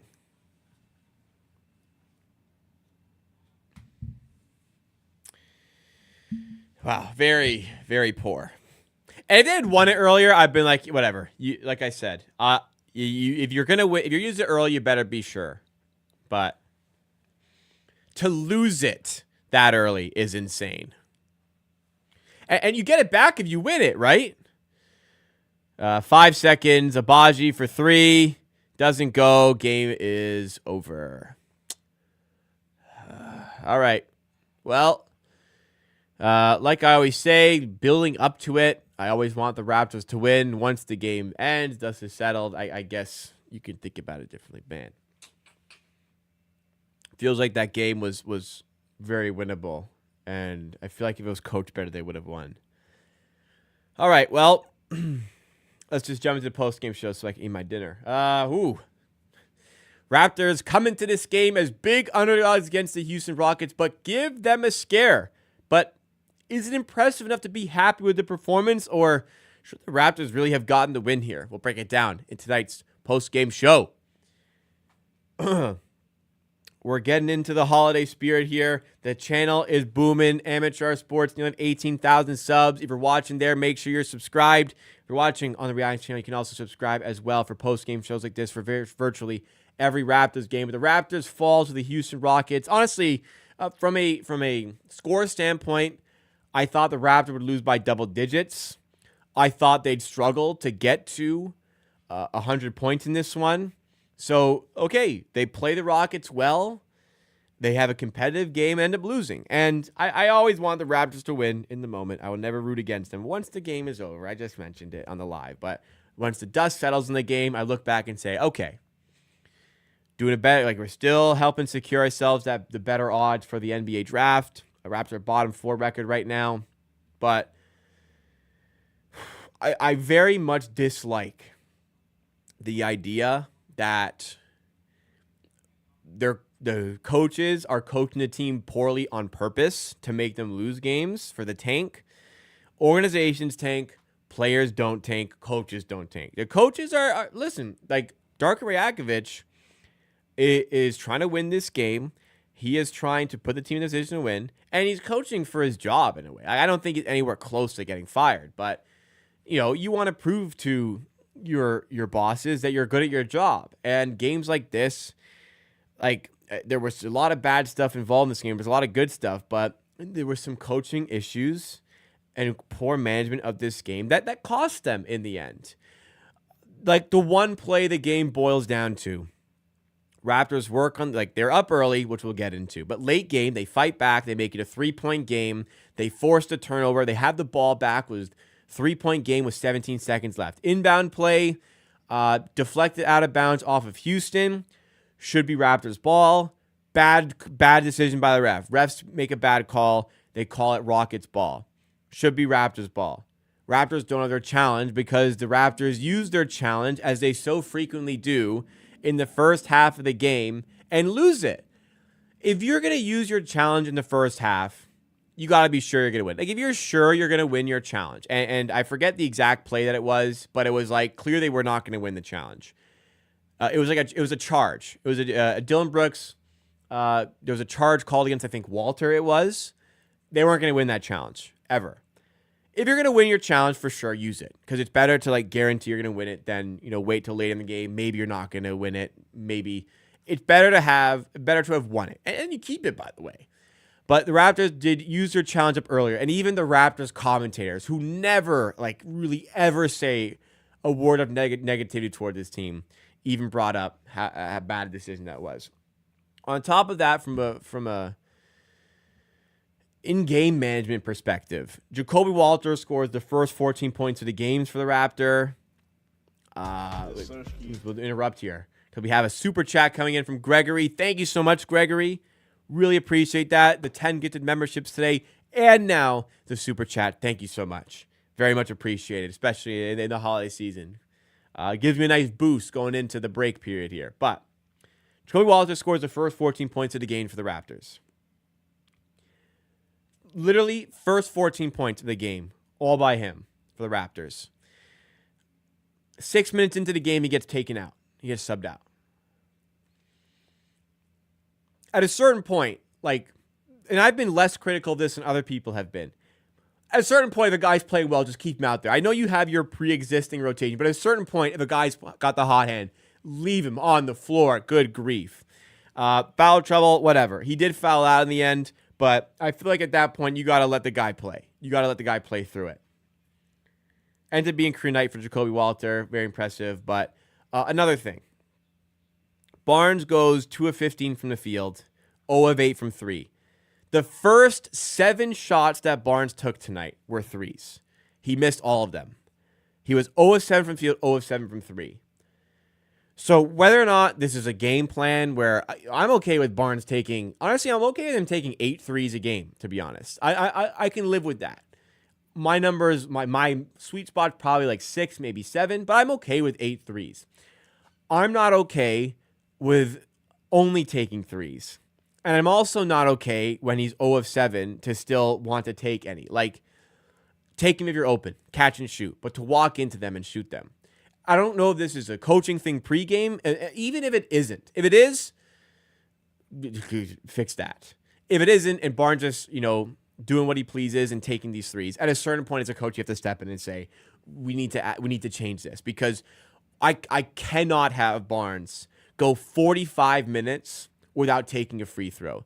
It is a clear showcase that he is not getting to the rim. He is not being aggressive. And when that's happening, Barnes is not playing well on offense. He's just not bringing the best to the team. In other ways, he affected the game positively. He had 10 rebounds. He had 3 steals. He played good defensively. On offense, Barnes cannot go 45 minutes without a free throw attempt. Barnes cannot go 3 quarters without a 2-pointer being attempted. And at a certain point, if it wasn't pregame coaching decision, it needs to become a coaching decision midway through the game. People in chat were saying Barnes is injured, he's playing hurt, he wants to get to 65 games to try and get an All-NBA. First of all, if he's injured, he shouldn't play because we're tanking and I want him healthy. Second of all, if you're playing, you're healthy. If you're playing, you're healthy. And if you're not even operating at 100%, you can still make better decisions than walking into a 3 early in the shot clock and just hoisting it up when you've already missed 7 tonight. Okay? Barnes is a good player. It's a bad game. Bad games happen. Coaching should have gotten involved in it. And Barnes, I'm sure, will be fine. But, yeah, 2 of 15, 0 of 8 from 3 is a disaster of a game. He wasn't the worst point guard on the floor. That title goes to Fred VanVleet, who only got his first point of the game in, the last minute. But, yeah, this could have been coached better. And if it was coached better, Raptors probably win this game. So the fact that we're even in a position where they could have beaten the Rockets is impressive, and we'll give them credit because defensively they were great tonight. We'll give the coaching credit from that perspective because defensively the Raptors were fantastic at shutting down a lot of what the Rockets wanted to do, and mostly it was forcing turnovers. First half, the turnover differential was well in Toronto's favor, and they used the turnovers to great avail. I'm not sure how skewed the stats will be because the Raptors started turning the ball over a lot later, but the Rockets, okay, it still kind of showcased it. There was 21 turnovers each, which is bad.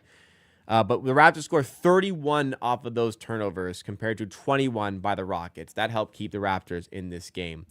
But they kept in the game. I mean, they took the big lead early, largely down to the tremendous play of Jacoby Walter. 9 of 18, 6 of 11 from 3. 27 points, a new career high for Jacoby Walter, hopefully the first of many they will build on this season. Abaji plays well, 7 of 14, 15 points. Grady Dick plays well, 14 points on 5 of 9 shooting. Not a ton of playtime for Mobo because you got one of Kelly Olynyk's better games of the season with 8 points, 9 rebounds, 4 assists. And Jamal Shed plays great. 10 assists, 11.6 rebounds for Shed. I'm no longer going to be convinced that he shouldn't be playing over Mitchell. Mitchell's the better defender. Shed's a better offensive player and the younger player and is a rookie. I'm giving my backup minutes to David Mitchell when they're both healthy going forward. Will the coaches do that? I don't know. Mitchell is injured today. I think Shed's got to get those minutes. On the Rockets side of things, Brooks has a massive second half, which is a big reason why they came back to win. Şengün grew into the game. Jalen Green's early flurry of tough shots kept him in the game enough so that the better team was able to come through in the end. Both teams, the Raptors' three-point shooting was the thing that kept them in it. Without Pirtle, paint defense is going to suffer a little bit more. They get 62 points to paint compared to our 50. But as much as there was good, it's a shame that a lot of this game has a shadow over it because there's just some key decisions that weren't made or made poorly by the Raptors coaching staff, which is a strong reason why they lose the game. So it's a shame because there's a lot to like about this performance, that it comes down to some big decisions that were bad, but it's competitive loss. It's an ethical tank job, and the Raptors move forward. The schedule for the rest of the season or for the rest of the year is tough. They got the Knicks away, the Grizzlies away, home versus the Hawks, away at the Celtics close 2024. The Raptors won their first 2 games of December, but I think they're done winning in 2024. I think winning is over in 2024. 7 losses in a row. I suspect it will become 11. They will be big underdogs in the next 4 games before a New Year's Day game where they'll be favored at home, likely against the Brooklyn Nets. Second, I have a back-to-back tomorrow against the Knicks. I am not looking forward to seeing what could come of that game because I think it could get ugly for Toronto. Yeah. All right, guys. That'll do it for the stream. I want to give a big thanks and a big shout-out again because last video on the channel hit 20,000 views. I really appreciate the support on that video. It might be what gets this channel to the amazing 18,000 subs in 2024. Make sure you're subscribed if you're not already. Means a lot to the channel, and it means a lot if we can get that milestone by the end of 2024. But also, if you're not new to the channel, the best way to support is grabbing some merch. I'm wearing the white hat here. We have the hat in black. We have shirts up on the wall here as well, the white shirt. We also have stickers. Stickers are very cheap. Get some merch. Support the channel. If you get your merch in the next day or so, I'll probably be able to get it shipped out to you before I'm away for a week for Christmas. But get some merch. It's awesome stuff. It's cool stuff. Fairly priced, and it ships quickly as long as you get it in before I'm away for a week for Christmas. So thank you guys for supporting. Videos were done for the holidays. I don't have time to do any more videos until it'll probably be like a week and a half until the next video is out, unfortunately. I'll be live tomorrow as the Raptors play the Knicks. I will not be live on Boxing Day because I'll be with family. I'll be live again. I think the next game after that's on the 29th, which I will be back in Toronto to stream for. So thank you guys. Appreciate the support. Appreciate the love. Hopefully see some of you tomorrow. If I don't, happy holidays. Merry Christmas if you celebrate. But hopefully I do see you at that stream tomorrow to finish it off before we get into Christmas. Thank you again, guys.